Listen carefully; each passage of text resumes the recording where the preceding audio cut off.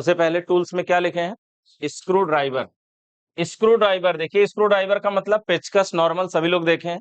पेचकस हमारे पास ये साइज के हिसाब से आते हैं, मतलब ये छोटा बड़ा कई साइज का आता है और इसके नंबर भी आते हैं, जैसे 6200, 6200 50, ऐसे करके 62 50, 6100, 61 50, ऐसे करके ये नंबर के हिसाब से आते हैं। और नंबर बढ़ने से स्क्रू ड्राइवर की साइज बढ़ती है, उसकी लंबाई बढ़ती है, मतलब छोटा स्क्रू ड्राइवर, बड़ा स्क्रू ड्राइवर, और जहां पे जिस साइज का स्क्रू ड्राइवर लगाना हो वही लगेगा। जहां छोटे की जरूरत हो वहां बड़ा लगाएंगे तो नहीं लगेगा, जहां बड़े की जरूरत हो वहां छोटा लगाएंगे तो नहीं लगेगा। तो जो साइज है वही लगाना है। तो आपको 2-3 साइज का स्क्रू ड्राइवर रखना चाहिए, एक लगभग मीडियम में, एक उससे बड़ा, एक उससे बड़ा रखना चाहिए। और एक स्क्रू ड्राइवर आता है जो छोटा सा रहेगा, जिसे गुट्टू स्क्रू ड्राइवर भी कहते हैं।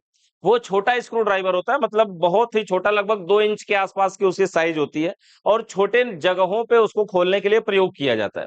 जैसे ऐसी जगह जहां पे बड़ा स्क्रू ड्राइवर न लग सके वहां पर उसका प्रयोग किया जाता है, यानी छोटी जगहों के लगे हुए स्क्रू को खोलने के लिए। जैसे फ्रिज के अंदर एवापोरेटर होता है, एवापोरेटर का मतलब जैसे इस तरह से अगर फ्रिज है, जैसे इस तरह से अगर फ्रिज है और फ्रिज के अंदर ऊपर वाला भाग जो ठंडा करता है वो इवापोरेटर होता है, और उसका जो नट होता है वो ऊपर की साइड में लगा होता है।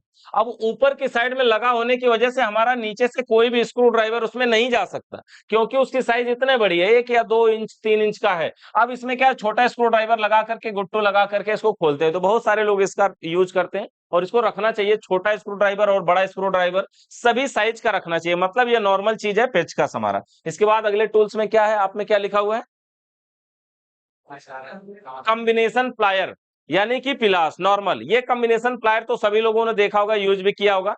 कॉम्बिनेशन प्लायर को कॉम्बिनेशन प्लायर क्यों बोलते हैं, क्योंकि ये कई कामों का कंबाइंड रूप होता है, मतलब ये कई काम कर सकता है। ऐसा नहीं है ये सिर्फ कोई चीज पकड़ने के लिए या दबाने के लिए काम में आता, कई कामों का कंबाइंड रूप होता है, इसलिए कॉम्बिनेशन प्लायर। सबसे पहले इसका जो आगे का सिरा है, ये कोई चीज दबाना वगैरह है तो अब हम जाकर के यूज करते हैं, यानी आगे का सिरा कुछ दबाने के लिए प्रयोग करते हैं। बीच का सिरा जो है ये कुछ पकड़ने के लिए प्रयोग करते हैं, जैसे कोई नट ऐसे पकड़ना हो रहा है, ये घूमे ना, तो उसके लिए प्रयोग करते हैं, क्योंकि इसमें अंदर चूड़ियां बनी होती है, उसी पे रुकता है। और सबसे आखिरी का ये वाला जो सिरा है, ये कुछ काटने के लिए प्रयोग करते हैं, जैसे कोई तार वगैरह है, अगर ऐसे लगा करके दबा के जब काटेंगे तभी ये काटता है, तो ये लास्ट वाला सिरा काटने के लिए प्रयोग करते हैं। और इसका ये जो बाहरी सिरा होता है दोनों तरफ, इसका भी हम कोई पतला तार वगैरह, हार्ड तार वगैरह काटने के लिए इसका भी प्रयोग करते हैं। यानी ये कई कामों का कंबाइंड रूप होता है। यानी अगर आप कोई भी काम कर रहे हैं, एसी या फ्रिज या कोई भी चीज बना रहे हैं, तो उसके लिए सबसे पहले आपको ये जो टूल्स है, इससे पहले वाला स्क्रू ड्राइवर और ये कॉम्बिनेशन प्लायर, ये दोनों होना सबसे ज्यादा जरूरी है, क्योंकि ये दो टूल्स हैं तो आप किसी भी चीज को चेक कम से कम कर सकते हैं कि उसमें क्या हुआ है, कहां दिक्कत है, कहां खराबी है, उसको आप चेक कर पाएंगे। तो ये हो गया हमारा कॉम्बिनेशन प्लायर, जो कि कई कामों का कंबाइंड रूप होता है, यानी ये कई काम कर सकता है, इसलिए इसे कॉम्बिनेशन प्लायर के नाम से जाना जाता है। कुछ लोग इसको पिलास बोलते हैं, कोई पक्कड़ बोलता है, कोई कुछ, है ना। तो अलग अलग जगहों पे अलग अलग नामों से भी जाना जाता है, लेकिन नाम है कॉम्बिनेशन प्लायर। इसके बाद क्या है, नोज प्लायर। देखिए कॉम्बिनेशन प्लायर के ही जैसा है ये नोज प्लायर। नोज प्लायर का मतलब ये देख सकते हैं किस तरह से है, नोकीला वाला आगे का, इसको तोता पिलास के नाम से भी कुछ लोग जानते हैं। आगे का पॉइंट इसका नोकीला है, कोई भी नट हो जहां पे जगह कम हो, चौड़ी जगह ना हो, वहां पर इसको लगा करके खोला जा सकता है। कोई भी चीज हो जो कहीं पे नट वगैरह गिर जाए, उसको पकड़ के उसमें से निकालना हो तो इसके जरिए उसमें से निकाला जा सकता है। यानी जहां की जगह कम हो वहां पर हम इस नोज प्लायर का प्रयोग कर सकते हैं। इसे तोता पिलास के नाम से भी जानते हैं। कुछ पकड़ना, दबाना और काटना, ये भी कई काम कर सकता है। तो इस तरह से ये नोज प्लायर है। इसके बाद इंसुलेटर कटर यानी वायर कटर, ये हो गया इंसुलेटर कटर। और इसका काम क्या होता है कि किसी तार को, इंसुलेटर मतलब जानते हैं ना, तार के ऊपर जो रबड़ होता है उसे इंसुलेटर कहते हैं। मतलब ऐसी वस्तु जिसमें विद्युत प्रवाहित नहीं होती है उसे इंसुलेटर कहते हैं। यानी तार के ऊपर जो रबड़ होता है उसे इंसुलेटर कहते हैं, और उस रबड़ को काटने वाले कटर को इंसुलेटर कटर कहते हैं। यानी तार के ऊपर वाले रबड़ को इंसुलेटर कहते हैं और उसी रबड़ को काटने वाले कटर को इंसुलेटर कटर कहते हैं। इसको वायर कटर के नाम से भी जाना जाता है, वायर स्टीपर के नाम से भी जाना जाता है ना, कई नामों से इसको भी जाना जाता है। तो ये हो गया वायर कटर। इसके बाद क्या है, हैमर। हैमर मतलब हथौड़ा। इस तरह से हथौड़ा नॉर्मल सभी लोग देखे हैं, एसी फ्रिज में कई जगहों पे कभी दीवार तोड़ना, कभी पाइप में स्वांगिंग करते समय ठोकना, या कई जगहों पे इसकी जरूरत पड़ती है। ये है हैमर मतलब हथौड़ी। और दूसरा है मैलेट। मैलेट का मतलब होता है लकड़ी या प्लास्टिक का हथौड़ा। हथौड़ा ही है लेकिन या तो लकड़ी का होगा या प्लास्टिक का होगा, और इसका प्रयोग जहां पे हल्की चोट मारना हो वहां पे करते हैं। जैसे मान लीजिए कोई बॉडी ही टेढ़ा हो गई, इसको सीधा कर रहे हैं, तो आप इस मैलेट के जरिए सीधा कर सकते हैं। मैलेट का मतलब लकड़ी या प्लास्टिक का हथौड़ा। मैलेट का मतलब लकड़ी या प्लास्टिक का हथौड़ा, ठीक है। मैलेट का मतलब हो गया लकड़ी या प्लास्टिक का हथौड़ा। इसके बाद क्या है? छेनी, चीजल। चीजल का मतलब छेनी, यानी कहीं भी दीवार वगैरह तोड़ रहे हो या कुछ छीन रहे हो तो ये छेनी की भी जरूरत पड़ती है। इसके बाद क्या है? फाइल। फाइल का मतलब हो गया रेती, यानी इसकी भी जरूरत पड़ती है, कहीं तार वगैरह पे कार्बन आ जाए तो उसको साफ करने के लिए, या फिर जब हम दो पाइपों को आपस में जोड़ते हैं ना तो वेल्डिंग करते समय उस पर थोड़ा सा ब्रिजिंग रॉड लग जाता है, उसको साफ करना पड़ता है, तो वहां पर भी हम इसी का प्रयोग करते हैं, फाइल का यानी रेती का प्रयोग करते हैं, जिससे उसको साफ करते हैं, तभी एक पाइप दूसरे के अंदर जाती है तो वो बढ़िया तरीके से वेल्डिंग होती है। इसके बाद क्या है? Slide wrench. स्लाइड रिंच का मतलब यही है, एडजस्टेबल रिंच, ये स्लाइड रिंच। स्लाइड रिंच है ना, एडजस्टेबल रिंच भी इसे बोलते हैं। स्लाइड का मतलब होता है सरकाना, इसको ऐसे हम घुमा करके सरका सकते हैं, अपनी जरूरत के अनुसार इसको छोटा बड़ा कर सकते हैं। एसी का काम करते समय ये स्लाइड रिंच आपके पास कम से कम 2 होना चाहिए, और ये नंबर के हिसाब से आते हैं, तो आपके पास जो होना चाहिए 8 नंबर और 10 नंबर, ये दोनों एक एक ठे होना चाहिए, एक 8 नंबर का एक 10 नंबर का। 8 नंबर वाला जो होगा वो थोड़ा छोटा होगा, 10 नंबर वाला थोड़ा बड़ा होगा। स्प्लिट एसी के अंदर जब इंडोर आउटडोर को पाइप से जोड़ा जाता है ना तो वहां पे 2 नट लगे होते हैं, उसमें एक नट छोटा होता है, एक नट बड़ा होता है। अगर आपके पास ये दोनों है और दोनों साइज का है तो बढ़िया तरीके से एक से पकड़ेंगे, दूसरे से टाइट करेंगे, पाइप नहीं मुड़ेगी और बढ़िया से वो काम करेगी। स्लाइड रिंच या एडजस्टेबल रिंच। स्लाइड रिंच क्यों बोलते हैं? क्योंकि इसको सरका के छोटा बड़ा कर सकते हैं। और एडजस्टेबल रिंच क्यों बोलते हैं? क्योंकि हम अपनी जरूरत के अनुसार इसे एडजस्ट भी कर सकते हैं, इसलिए इसे एडजस्टेबल रिंच के नाम से जानते हैं। अगला क्या है? Tool bag. ठीक है, टूल बैग भी आपके पास होना ही चाहिए। हेक्सा ब्लेड का मतलब क्या हुआ? हेक्सा ब्लेड, आरी ब्लेड। आरी ब्लेड जानते हैं ना, इस तरह से ऐसे ये जो होता है ना इसको हम बोलते हैं हेक्सा फ्रेम। इस तरह से जो बनावट होती है ऐसे, इसको बोलते हैं हेक्सा फ्रेम।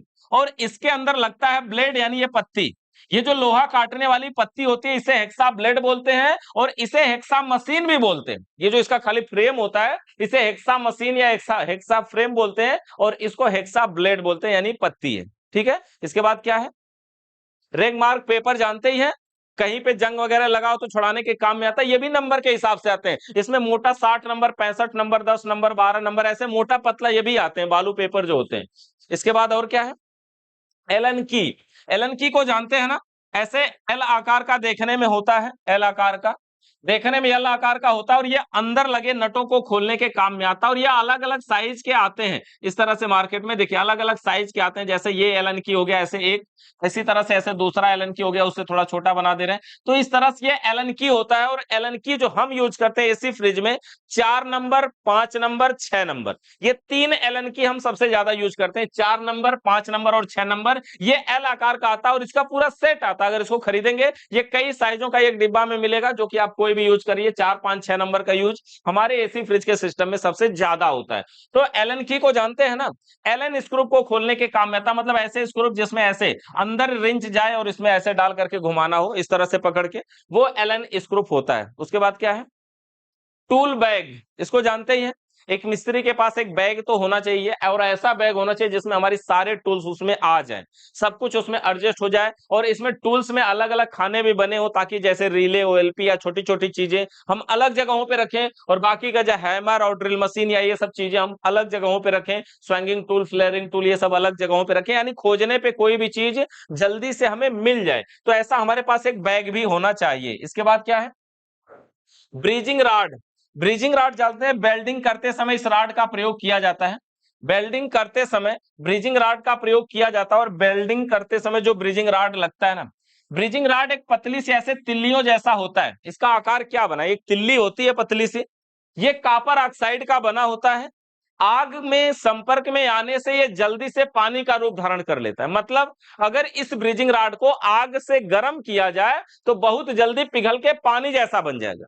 ये वैसा ही है जैसे सोल्डिंग करते समय जब हम रांगा लगाते हैं, तो रांगा जब सोल्डर के साथ जैसे ही संपर्क में आता है, गर्म होता है, तो पिघल के बिल्कुल लिक्विड बन जाता है ना, ये उसी तरह का यह ब्रीजिंग रॉड भी है। इसको अगर गर्म किया जाए तो ये पिघल के बिल्कुल लिक्विड यानी पानी के रूप में पूरा बन जाएगा, यानी बिल्कुल लिक्विड के रूप में बन जाएगा। कॉपर ऑक्साइड का बना होता है, बहुत हार्ड होता है, कठोर होता है, यानी अगर इसको ऐसे पकड़ के मोड़ा जाए ना तो ये मुड़ता नहीं है, और अगर और ज्यादा जबरदस्ती मोड़ेंगे ये टूट जाएगा, और टूटेगा तो ऐसा नहीं टूटेगा कि खाली 2 भागों में निकले, 4-5 भागों में टूट जाएगा। मतलब समझ रहे, 4-5 भागों में टूटने का मतलब है कि ये कठोर होता है, यानी अगर ऐसे कोई चीज लपने वाली हो, मुड़ने वाली हो, तो हम मोड़ेंगे तो ऐसे मुड़ जाएगी। अगर टूटेगी तो हो सकता है 2 भागों में निकले, लेकिन ये 4-5 भागों में निकल जाएगा, उसमें छोटे छोटे चुन्नी चुन्नी करके अलग अलग सब निकल जाएगा। ये ऐसा होता है, यानी कठोर होता है। अगर इसको कभी हाथ से ऐसे तोड़ रहे हैं ना, अगल बगल कोई है तो वो छटक के किसी की आंख वगैरह में भी लग सकता है, तो कभी इसको तोड़ना नहीं चाहिए। और अगर तोड़ने की जरूरत या मोड़ने की जरूरत पड़ रही है तो वेल्डिंग गन से इसको हल्का सा गर्म करके बड़े आराम से मोड़ लीजिए, जैसा चाहते हैं वैसा मुड़ जाएगा। लेकिन इसको गर्म करके मोड़ लीजिए, डायरेक्ट मोड़ने की कोशिश मत करिए, कभी छटक करके किसी को लग जाएगा। और वेल्डिंग करने के लिए जो हम प्रयोग करते हैं गैस, वो गैस होती है हमारी ब्यूटेन गैस। ब्यूटेन गैस या एलपीजी गैस के नाम से भी जानते हैं। दुकान पे कभी खरीदने जाएंगे ना, किसी से बोलेंगे कि ब्यूटेन गैस दे दीजिए, कभी कभी वो भी नहीं समझेगा, तो आपको बताना पड़ेगा ब्यूटेन गैस मतलब एलपीजी गैस बोलना पड़ता है। होता ब्यूटेन गैस है, बोलना एलपीजी गैस पड़ता है।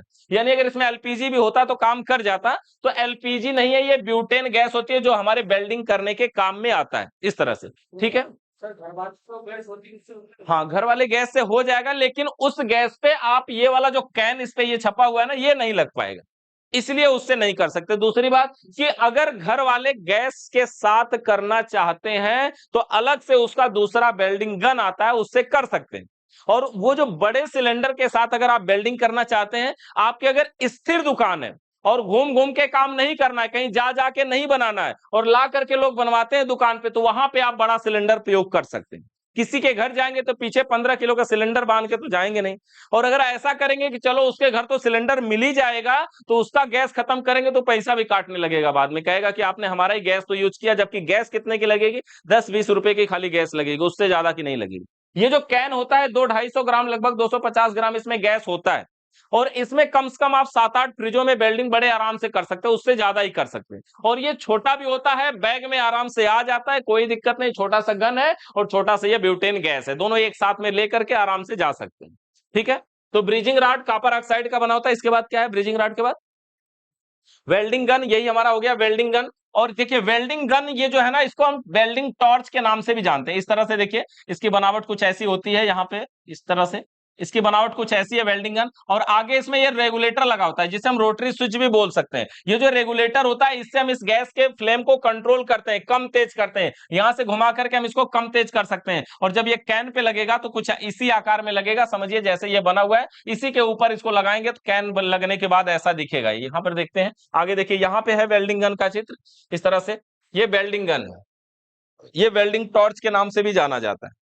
देखिए यहां से इसमें आग निकलेगी, यहां से आग निकलेगी, मतलब गैस निकलेगी, जब माचिस जलाएंगे तो वो आग निकलेगी। और यहां से ये रेगुलेटर है, इससे हम कंट्रोल करेंगे, यानी इससे हम कम तेज कर सकते हैं। ये वो चीज है जहां से ये जाकर के उस कैन पे लगेगा। अब कैन पे लगने के बाद देखिए कुछ ऐसा दिखेगा जब जलेगा तो, और इस तरह ये वाला जो चित्र आपको दिख रहा है, देखिए लगने के बाद ऊपर से ऐसा दिखेगा। लगता कैसे है, नीचे का एरिया यहां पर देखिए इसमें दिखाया गया।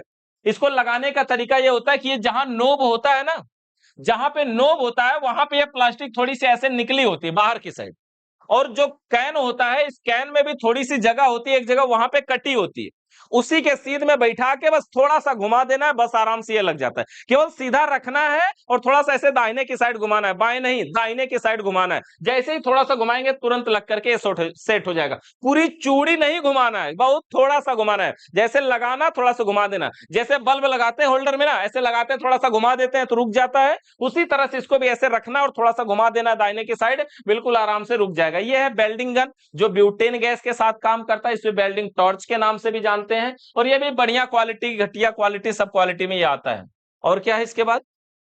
केबल टाई जानते हैं ना, वायर को बांधने के लिए जब ढेर सारे तार इधर उधर बिखरे हो तो तारों को इकट्ठा करके एक केबल टाई लगा देंगे, सभी तार सुरक्षित हो जाएंगे। किसी भी एसी फ्रिज में काम करते समय ना केबल टाई, स्क्रू, ये बड़ी छोटी छोटी चीजें, लेकिन ये होना बहुत जरूरी है। किसी एसी में अगर एक स्क्रू टाइट नहीं करेंगे, उतने से आवाज करेगा, कस्टमर का ध्यान बार बार वहीं जाएगा कि यार ये स्क्रू नहीं लगाया, ये आवाज आ रही है बार बार, ये आवाज कहां से आ रही है। बड़ी छोटी सी चीज है स्क्रू, लेकिन होना जरूरी है। और सभी स्क्रू सभी काम को व्यवस्थित करना चाहिए। अगर टाई वगैरह नहीं लगाते हैं, तार को वैसे बिखरा छोड़ देते हैं, बाद में वो तार कहीं फंस गया, कहीं फैन वगैरह में फंस गया, तो बाद में फिर से टूट जाएगा, तो कई सारी दिक्कतें होंगी। इसलिए केवल टाई और स्क्रू, ये दो चीज होना जरूरी होता है, इसको रखे रहिएगा हर साइज का। इसके बाद कैन वाल्व।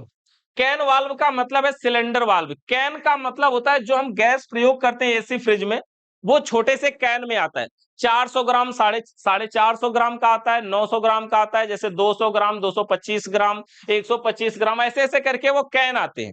अब ये जो कैन है, उसको, उसके गैस को खोलने के लिए ये वाल्व लगाएंगे, तभी तो कैन वाल्व हमारा काम करेगा। अब देखिए ये जो वाल्व है कैसा काम करेगा। इस वाल्व में देखेंगे, ये दोनों वाल्व दो तरीके के, एक ही तरीके के नहीं है, दोनों में डिफरेंट है। होता क्या है कि जो हमारा गैस है, जैसे गैस का जो सिलेंडर है, कैन है हमारा, वो कुछ इस तरह से है। कैन पे अगर इस सिलेंडर वाल्व को नहीं लगाएंगे, तो इसका गैस हम यूज कैसे करेंगे। अब ये जो कैन वाल्व होता है, देखिए इसकी बनावट अगर हम थोड़ा सा यहाँ पे शॉर्ट में दिखाएं, इस तरह से इसकी जो बनावट है, यहाँ ऊपर की साइड में इसमें हैंडल है, ऐसा ही है। हैंडल को हम यहां से घुमा के कंट्रोल कर सकते हैं। अब इस हैंडल को जो हम घुमा के कंट्रोल करेंगे, तो गैस यहां से अगर हम टाइट करेंगे तो निकलेगी या नहीं निकलेगी, इस तरह से प्रक्रिया होगी। और इस वाल्व को इस सिलेंडर पे लगा करके हमें टाइट कर देना है। अब ये जो सिलेंडर होता है ना, ये सिलेंडर, ये दो प्रकार के आते हैं, जैसे एक तो प्लेन वाला, एक पिन वाला। प्लेन और पिन का मतलब समझिए, जैसे ये दो वाल्व है, और इसमें जो वाल्व है कुछ इस तरह से बना हुआ है। एक में यहां पे पहले से एक सुराख है, और एक में ऐसा है जो कोई सुराख नहीं है। तो जिसमें पहले से सुराख है, उसमें वाल्व ऐसा लगाना होगा कि जो उस सुराख के अंदर पिन है, जैसे बाइक में हवा भरने वाला छुच्छी वाला पॉइंट होता है, अंदर कुछ है जो दबता है तो हवा बाहर निकलती है। किसी गाड़ी उड़ी का हवा निकालने के लिए नहीं देखते, अंदर को दबाएंगे तभी तो हवा बाहर निकलेगी। उसी तरह से इसके अंदर है, जिसमें पहले से एक सुराख है, उसमें अगर पिन दबेगी तो हवा बाहर निकलेगी। और जिसमें पहले से कोई सुराख नहीं है, उसमें अगर सुराख बनाएंगे तो हवा बाहर निकलेगी। दोनों में डिफरेंट है। इसमें जिसमें पहले से सुराख नहीं है, उसमें अगर सुराख बना देंगे तो हवा निकलती रहेगी, फिर बंद नहीं होगी। और इसमें है पिन है, जब तक दबाए हवा निकलेगी, आप छोड़ देंगे हवा निकलना बंद हो जाएगी। मतलब समझिए, इस पिन वाले को ये पिन वाले में लगने वाला है। इसका ये अंदर का एकदम जड़ वाला जो पॉइंट है, इसमें अगर देख रहे होंगे, इसके अंदर एकदम जड़ वाला पॉइंट में देखिए, यहां पर इसके अंदर एक बीच में पिन दिखाई दे रही है। इसमें यहां पे बीच में, इसके बीच में यहां पे पिन दिखाई दे रही है ना, ये और ये पिन नोकीली नहीं है। मतलब ऐसा नहीं कि बिल्कुल नोकीली हो जाके सुराख बनाती है, चपटी है। और चपटी होने का मतलब, इस वाल्व को अगर इस पे लगाएंगे और लगा के टाइट कर देंगे, तो जब हैंडल को टाइट करेंगे तो वो पिन नीचे जाएगी, और नीचे जाएगी तो इसको दबाएगी, और दबाएगी तो इसकी गैस बाहर निकलेगी। यही ना होगा। और जब ऐसे लगा के दबा टाइट करेंगे तो गैस निकलेगी, और जब ढीला करेंगे तो गैस निकलना बंद हो जाएगी। अगर मान लीजिए इसका हम आधा गैस यूज किए, और आधा के बाद इस वाल्व को खोल के निकाल लिए, तो क्या गैस इसमें से उड़ जाएगी? नहीं ना। जितनी गैस है उतनी बची रहेगी ना।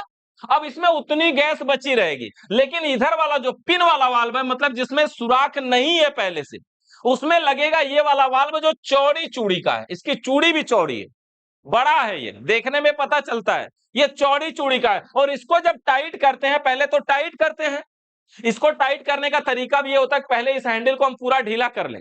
हैंडल ढीला करने का मतलब पिन को ऊपर जाना है, और हैंडल टाइट करने का मतलब पिन नीचे आना है। हैंडल को ढीला करेंगे, पिन ऊपर चली जाएगी, इस पे लगाएंगे, टाइट कर देंगे। टाइट करने के बाद जहां से गैस निकलता है ना, इसको बंद करके और इस हैंडल को टाइट करेंगे। जब हैंडल को टाइट करेंगे तो इसके अंदर का जो बीच वाला पॉइंट है वो नोकीला होता है, और वो नोकीला जाएगा इसके अंदर, सुराख बनाएगा, और सुराख बना के और टाइट कर देंगे, और टाइट कर देंगे, सुराख बना के उसी में रुक जाएगा। और जब रुक जाएगा, अब अगर इस हैंडल को हम ढीला करते हैं तो ये इसमें से बाहर निकलेगा। अगर बाहर निकला तो गैस निकलेगी, फिर अंदर जाएगा तो गैस बंद रहेगी। मतलब दोनों में डिफरेंस समझ रहे हैं। ये वाला जो वाल्व है, जिसमें पहले से सुराख है, इसको टाइट करने पे गैस निकलती है, और उसको ढीला करने पे गैस निकलती है। दोनों में अंतर है, अलग अलग काम का। है ना। यानी कि जो हमारा पहले से पिन है, जब उस वाल्व को हम टाइट करते हैं तो अंदर पिन दबती है तो गैस बाहर निकलती है। और जब हमारा जो दूसरा वाला है उसमें पिन में जा करके वो अंदर पिन रुका हुआ है, इसको हम ढीला करेंगे तो गैस निकलेगी। इसके अंदर अगर आधा गैस का यूज किए और सिलेंडर वाल्व को अब हम चाहते हैं खोल के निकाल लें तो नहीं निकाल सकते, क्योंकि वो अंदर पिन है ना, वही रोकी है अब गैस को। अगर इस वाल्व को निकाल लेंगे तो ये पिन तो पूरा फ्री हो जाएगा, पूरा का पूरा गैस उड़ जाएगा इसमें से। समझ रहे हैं दोनों में अंतर। तो ये जो एक ऐसा भी होता है जिसमें पहले से पिन नहीं होती है, जिसमें पहले से पिन नहीं होती है उसमें जो वाल्व होता है वो नोकीला वाला लगता है, यानी वो जा करके अंदर सुराख बनाता है और उसी में रोके रहते हैं, और इसके अंदर जब तक इसका गैस पूरा खत्म नहीं हो जाती इस वाल्व को निकाल नहीं सकते। लेकिन इसके अंदर आधा गैस यूज किया, वाल्व निकालने की जरूरत है, निकाल सकते हैं आराम से, कोई भी दिक्कत नहीं है। यानी ये जो कैन है ये भी दो तरीके के आते हैं, तो ये कैन वाल्व भी दो तरीके के आते हैं, एक थे पिन वाला और एक थे प्लेन वाला। ठीक है, पिन और प्लेन। हाँ बोलिए। चूड़ी इसमें बना रहता है, हाँ इसमें कोई दिक्कत नहीं है, मतलब ये चूड़ी हमें नहीं कुछ बनाना होता है, हमें लगा के सिर्फ इसमें टाइट करना होता है, लगा के बस नॉर्मली टाइट करना है। पिन वाला, हाँ ये वाला पिन वाले को प्लेन में या प्लेन वाले को पिन में लगाएंगे तो लगेगा भी नहीं, मतलब ऐसा नहीं कि कभी गलती से लग गया तो ऑप्शन ही नहीं है कि लग जाएगा, बिल्कुल भी लगेगा ही नहीं। ठीक है, तो इसका पिन और प्लेन का मतलब समझ गए कि ये कैन वाल्व दो तरीके के हैं, एक तो पिन वाला है और एक प्लेन वाला है। ठीक है, और दोनों में गैस भी अलग अलग तरीके से निकलती है, जिसमें पहले से पिन है उसमें टाइट करने से गैस निकलती है, और जिसमें पहले से पिन नहीं है उसको ढीला करने से गैस निकलती है। ठीक है, इसके बाद कैपलरी गेज, कैपलरी ट्यूब को साइज, कैपलरी ट्यूब जो होती है फ्रिज में लगने वाली एक पतली सी पाइप होती है, एक पतली सी पाइप होती है, और जिसकी लंबाई लगभग 8 से 10 फीट की होती है फ्रिज में। इतनी पतली पाइप होती है जितना हमारे पेन के अंदर सिक्का होता है, कलम के अंदर ना, उतनी पतली पाइप होती है। इसका काम होता है गैस के प्रेशर को कंट्रोल करना, यानी गैस के प्रेशर को हाई प्रेशर से लो प्रेशर में बदलना। यहां पे देखिए लिखा है ना ये कैपलरी गेज, ये कैपलरी गेज है, 1 2 3 4 5 6 7 8 9 10 इसमें पिने हैं। ये जैसा सिम निकालने वाला पिन होता है ना उसी तरह की ये पिने हैं, लेकिन एक सबसे पतली, उससे मोटी, उससे मोटी, उससे मोटी, उससे मोटी, सबसे मोटी, ऐसे करके ये पिने हैं। किसी कैपलरी ट्यूब की साइज नापनी हो कि ये किस साइज की कैपलरी ट्यूब है, ये पिन को उसके अंदर डालना पड़ता है।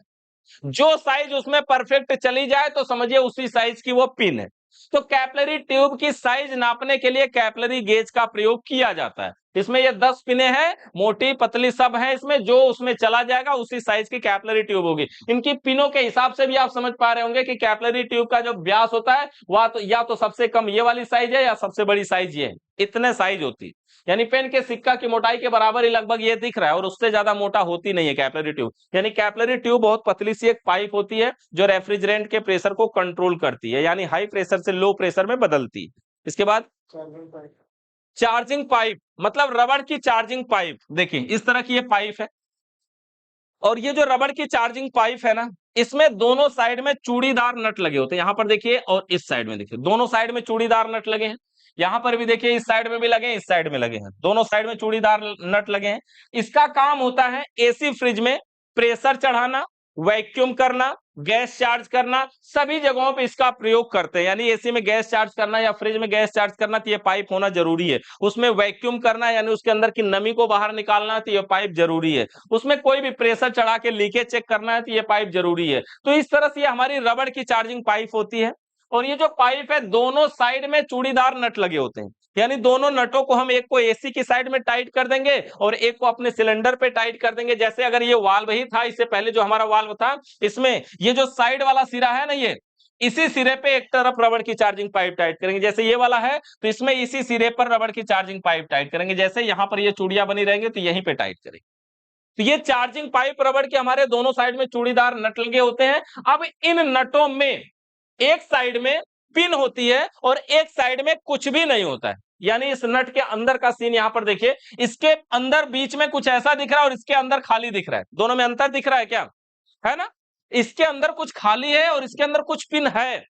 तो जिधर पिन होती है उसको उसी तरफ लगाना है जिधर पिन हो। मतलब जैसे अगर बाइक में हवा भरना है तो अंदर छुच्ची होता है ना, अगर उसमें डायरेक्ट हम कोई चीज खाली प्लास्टिक ऐसे ढक्कन के जैसा टाइट करें तो क्या वो पिन दब जाएगी? नहीं दबेगी। जब कुछ दबाने वाला होगा उसमें तब ना दबेगी। तो इसमें कुछ दबाने वाला रहेगा तो जिधर दबाने की जरूरत है उधर ये पिन वाला लगाते हैं, और जिधर दबाने की जरूरत नहीं है उधर प्लेन वाला लगाते हैं।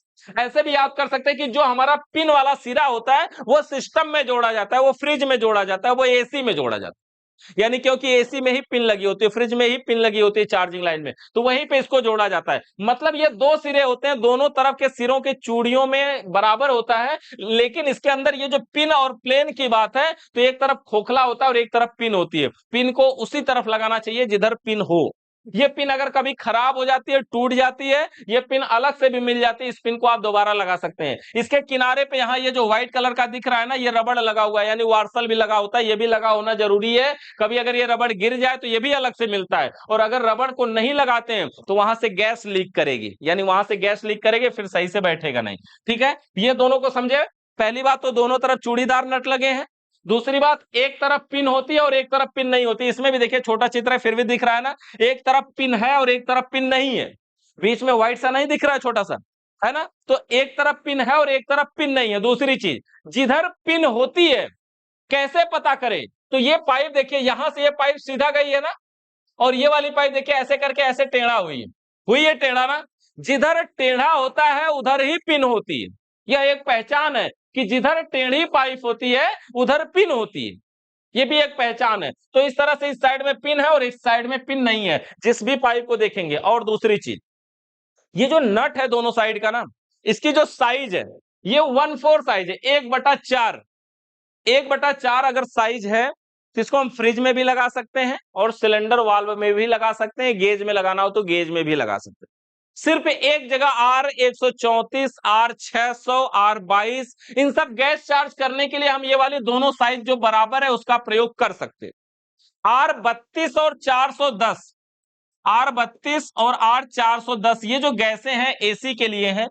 इनके लिए जो रबड़ की चार्जिंग पाइप लगती है, एसी में जो चूड़ियां होती हैं उसकी साइज डिफरेंट होती है। यहां पर देखिए लिखा है 1/4 और यहां पर लिखा है 5/16। दोनों चूड़ियों का व्यास अलग है, इसका मतलब यही ना हुआ कि दोनों पे लिखा हुआ है तो एक चूड़ी का व्यास थोड़ा बड़ा है और एक का छोटा है। और ये जो बड़ा वाला व्यास है, इसमें जिस साइड में एक चूड़ी का व्यास बड़ा है उसको एसी में गैस चार्ज करते समय प्रयोग करना पड़ता है। यानी चूड़ियों का व्यास R32 की जो पाइप होती है, जैसे सुनेंगे ना R32 की पाइप का व्यास अलग होता है, तो अलग क्या होता है, एक तरफ की चूड़ी का व्यास अलग होता है और दूसरी साइड की चूड़ी का व्यास अलग होता है। जो बड़ा वाला नट होता है उसको एसी में लगा के टाइट करना पड़ता है, इस तरह से होता है। जो बड़ा वाला नट होता है उसको एसी में लगा करके टाइट करना पड़ता है। तो इस तरह से हमारी रबड़ की चार्जिंग पाइप है। ठीक है, ये पाइप समझ गए, ये पाइप खराब भी हो जाती है। ये जो 3 कलर की पाइपें दिख रही है ना, जो हमारा मैनीफोल्ड गेज होता है उसके साथ में मिलता है। और ये जो सिंगल सिंगल पाइपें ब्लैक वाली दिख रही हैं, ये पाइप हम अलग से खरीद सकते हैं, सिंगल एक एक करके इसमें से खरीद सकते हैं। तो रबड़ की चार्जिंग पाइप क्लियर, तो इस तरह से रबड़ की होती है। अब इसके बाद क्या है, कंपाउंड गेज। कंपाउंड गेज क्या होता है इसको देखिए। ये जो कंपाउंड गेज है ना, इस तरह का एक गेज है, घड़ी के आकार का है। घड़ी के आकार का एक गेज है, यहां पर हम चित्र से भी थोड़ा समझते हैं। इस तरह से एक गेज है और इसमें दाहिने साइड में हैंडल बना हुआ है, इस तरह से ये उठा हुआ है और इस तरह से ये घड़ी के आकार का है, ऐसा ही है। अब इसमें होता क्या है, इस गेज में नंबर लिखे होते हैं। इस गेज के जरिए एसी फ्रिज में हम सब काम कर सकते हैं। कंपाउंड गेज ऐसा गेज है जिससे हम सारे काम कर सकते हैं, प्रेशर भी भर सकते हैं, वैक्यूम भी कर सकते हैं, गैस भी चार्ज कर सकते हैं, कुछ भी कर सकते हैं। मतलब केवल एक गेज हमारे पास है तो भी हम सारे काम कर सकते हैं। इसमें घड़ी के आकार का इस तरह से बनावट है, दो साइड में इसमें ऐसे चूड़ियां बनी होती हैं, वहां पे देख सकते हैं बगल में इसमें ऐसी चूड़ियां बनी होती हैं। और इसके अंदर जो सुई होती है इस तरह से चलती है, लिखा होता है ऐसे, मान लीजिए 0, 50, 100, 150, 200 ऐसे करके नंबर लिखे होते हैं। और इसमें जो जीरो वाली सुई होती है उससे नीचे सुई माइनस में भी जा सकती है, तो -10, -20, -30 तक सुई जाती है। यानी कंपाउंड गेज के अंदर सुई माइनस में भी जा सकती है, कंपाउंड गेज के अंदर सुई माइनस में भी जा सकती है। इस तरह से देखिएगा ये गेज, और इसमें जो सुई है जहां पे भी इस समय है वो 0 है, 0 दिखाई दे रहा है, और 0 से नीचे यहां पे 30 भी दिखाई दे रहा है, 30 लिखा हुआ है। यानी इसमें सुई और माइनस में भी जा सकती है, इसलिए इससे हम कंपाउंड यानी वैक्यूम भी कर सकते हैं। यानी इसमें सुई माइनस में भी जाती है। यहां पर लिखा है जैसे 20, 40, 60, 80, 100, 120, 140, 160, 180, 200, 220, ये 220 तक है। और इसमें देखिए सुई माइनस में भी जा सकती है, -30 तक। R134 जैसे गैस चार्ज करना होता है, मान लीजिए किसी फ्रिज में R34 134 यानी 134, इस तरह से अगर गैस चार्ज करना है तो इसके हिसाब से हम गैस चार्ज करेंगे। ये जो बताता है पीएसआई में, इसके मान को हम जानते हैं, पीएसआई प्रेशर पर स्क्वायर इंच इसका नाम होता है। पीएसआई में इसके मान को हम नापते हैं। अब देखिए इसमें गेज को लगाते कैसे हैं और ये काम कैसे करता है। ये जो गेज का सिरा होता है ना, गेज का निचला सिरा हमेशा सिस्टम में जोड़ा जाता है। मतलब फ्रिज में गैस भर रहे हैं तो फ्रिज में जोड़ा जाएगा, एसी में भर रहे हैं तो एसी में जोड़ा जाएगा, वाटर कूलर में भर रहे हैं तो वाटर कूलर में जोड़ा जाएगा। मतलब गेज का निचला सिरा सिस्टम में जोड़ा जाएगा जहां के प्रेशर को हमें नापना हो। जैसे समझिए साइड वाला सिरा, गेज का निचला सिरा हमेशा सुई के संपर्क में होता है। गेज का निचला सिरा हमेशा सुई के संपर्क में होता है। अगर इसके हैंडल को हम बंद करें, ऐसे टाइट करें अगर इसके हैंडल को, तो अगर हम टाइट करेंगे ना तो इसके अंदर से ये नट निकल करके इसमें अंदर जाता है, और अंदर जाता है तो इस साइड वाले सिरे को बंद कर देता है, जबकि निचला सिरा हमेशा सप्लाई में रहता है। यानी निचला सिरा सुई के संपर्क में हमेशा बना रहता है, चाहे ये हैंडल खुला हो चाहे हैंडल बंद हो, दोनों अवस्थाओं में बना रहता है। अब देखिए इसमें होता क्या है, जैसे अगर मान लीजिए कहीं के प्रेशर को नापना है, जैसे कोई बहुत बड़ा गुब्बारा है, मान लीजिए ऐसा गुब्बारा है कि इसमें अगर प्रेशर भरा जाए तो ये भराएगा। अब यहाँ पे हमारे पास मान लीजिए एक कोई मोटर है, ये कोई मोटर है और ये ऐसा मोटर है जो हवा फेंकता है। अब अगर इस मोटर को यहाँ साइड में लगा दें तो ये हवा फेंकेगा ना जब मोटर को चालू करेंगे, और जब यहां से हवा फेंकेगा तो अगर इस गुब्बारे में किसी तरह से हम पाइप लगा के इसको जोड़ दें तो इस गुब्बारे में हवा भराएगी कि नहीं भराएगी? भराएगी। क्लियर है? अगर अब इसमें हवा भराएगी तो जितनी हवा भराएगी ये सुई बताएगी कि नहीं बताएगी? हैंडल खुला हुआ है, सुई बताएगी कि नहीं बताएगी? बताएगी। जितना इसमें प्रेशर भरेगा उतना बताएगी, जितना प्रेशर भरेगा उतना बताएगी। मान लीजिए कि प्रेशर भरते भरते इसको हमने सुई को 150 तक पहुंचा दिया, 150 तक। अब अगर सुई 150 तक पहुंच गई और ये मोटर चल रहा है, हम क्या कर रहे हैं, इस हैंडल को बंद कर दे रहे हैं। हैंडल को बंद कर दिया। अगर हैंडल को बंद करेंगे तो हमने बताया कि ये साइड वाला सिरा बंद होता है केवल। अब अगर साइड वाला सिरा बंद हो गया और हैंडल बंद हो गया, हम मोटर को यहां से खोल करके निकाल लेते हैं, तो सुई वहीं रुकी रहेगी कि नीचे आ जाएगी? क्लियर है? सुई वहीं रुकी रहेगी ना, नीचे नहीं आएगी ना। यही हम चाहते हैं कि सुई नीचे नहीं आना चाहिए। जो हम प्रेशर भरे हैं वो प्रेशर कितना दबाव के साथ है हम देख सके। अगर मान लीजिए कि सुई धीरे धीरे नीचे आ रही है, इसका क्या मतलब है? कहीं ना कहीं लीकेज है। यही ना, कहीं ना कहीं इस गुब्बारे में लीकेज है। तो इसी तरह गुब्बारे की जगह पे फ्रिज यूज किया जाएगा और फ्रिज में हवा भरा जाएगा, और अगर सुई नीचे आती है तो ये मान लिया जाएगा कि फ्रिज में कहीं लीकेज है। क्लियर है? अब अगर मान लीजिए कि ये जो निचला सिरा है ये हमेशा सिस्टम में जोड़ा जाएगा। अगर इसको उल्टा जोड़ दिए तो क्या होगा? जैसे मान लीजिए कि गुब्बारा वो नहीं है, गुब्बारा मान लीजिए कि इधर आ गया, ये गुब्बारा है इसमें, और ये कोई मोटर है, ये मोटर हो गया, और मोटर को यहां जोड़ दिया, हैंडल को खुला है। अब यहां से ये हवा को फेंकेगा, दूसरा यहां लगा करके इस गुब्बारे में हवा भरा जा रहा है। अब अगर इधर से हवा भरेंगे, हैंडल खुला हुआ है, तो इधर हवा भराएगा कि नहीं भराएगा? भराएगा। और जितना हवा भराएगा सुई उतना बताएगी कि नहीं बताएगी? बताएगी। सुई भी बताएगी, क्योंकि देखिए जो प्रेशर का दबाव होगा वो इधर से होकर के इधर से होकर के भी पूरा है, पूरा है। सुई बताती रहेगी कि कितना प्रेशर भरा है। लेकिन अगर हैंडल को बंद कर दिया जाए, यहां से बंद हो जाएगा, और इस मोटर को हटा लिया जाए, तो सुई कहां वहीं रुकी रहेगी कि नीचे आएगी?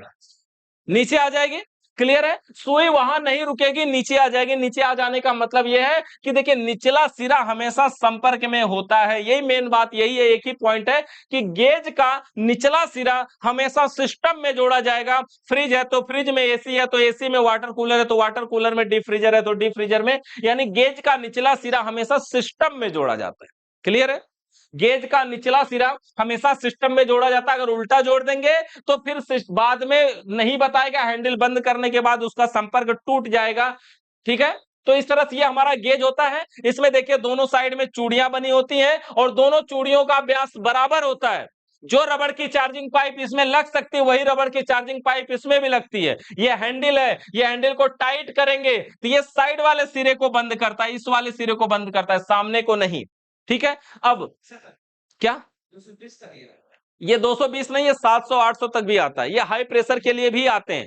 तो ये 220 तक इसमें छपा हुआ है, ये -30 तक भी जा सकता है। देखिए जब हम गेज खरीदें, अगर अभी जब गेज खरीदेंगे तो हमें कितने प्रेशर का खरीदना चाहिए, तो ये ध्यान दें कि जब हम नया नया मिस्त्री है तो हमें कम पीएसआई वाला गेज खरीदना चाहिए। कारण समझिए कि अगर इतने ही दूर में ये 220 तक छपा हुआ है तो इतनी बड़ी ही घड़ी रहेगी, इतना बड़ा ही गेज रहेगा, उसमें 700 तक छपा होगा। अब अगर 700 तक छपा होगा, इसका ये मतलब 0 के बाद जहां 20 है, हो सकता है यहां 100 लिखा हो, और उसके बाद 200 300 400 500 600 700 तब ना आएगा। इतने बड़े जगह में ही एडजस्ट करना है ना उसको। अब इतनी बड़ी जगह में एडजस्ट करना, और किसी फ्रिज में गैस भरना है केवल 12 से 15।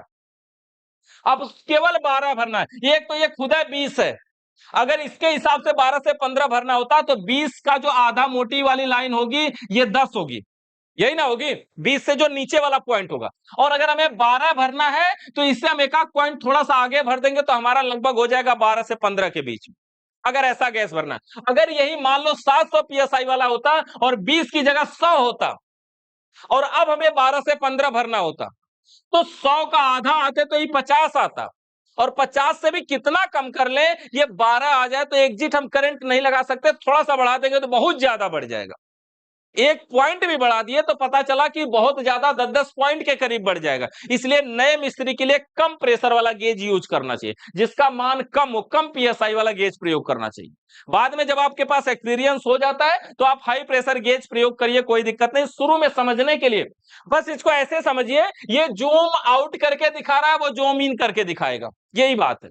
मतलब उसका 12 से 15 खोजना थोड़ा सा मुश्किल होगा नए लोगों के लिए, बाकी जब पुराने हो जाएंगे तो समझ जाएंगे, और बाकी इसका खोजना थोड़ा आसान होगा, है ना। अगर इससे भी कम पीएसआई का गेज होता, मान लीजिए 100 पीएसआई का होता, तो हो सकता है ये जहां 20 लिखा है वहां 10 लिखा होता, और अगर ये 10 20 30 40 करके होता, तो अगर 10 यही होता तो 12 से 15 भरना होता तो लगभग हम यहां तक भर देते, 20 से थोड़ा ऊपर, जहां 20 लिखा वहां 10 लिखा होता, थोड़ा सा ऊपर 12 भर देते।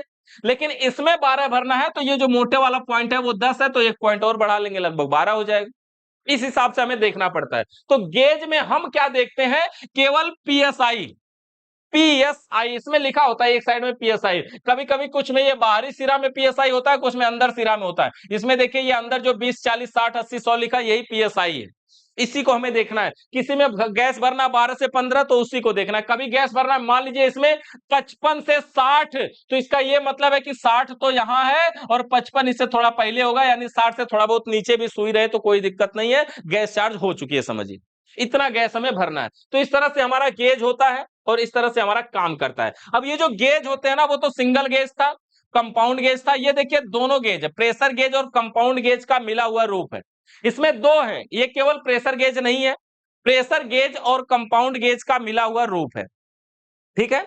और यहां पर देखिए इसको मैनिफोल्ड गेज के नाम से जानते हैं, और ये सिंगल गेज है, ये केवल प्रेशर गेज है। इसमें सुई माइनस में नहीं जा सकती, इसमें माइनस में जाने का ऑप्शन नहीं है ना, इसमें सुई माइनस में नहीं जा सकती, क्लियर। इसमें ये मैनिफोल्ड गेज में क्या है, देखिए मैनिफोल्ड गेज में प्रेशर गेज और कंपाउंड गेज का मिला हुआ रूप है।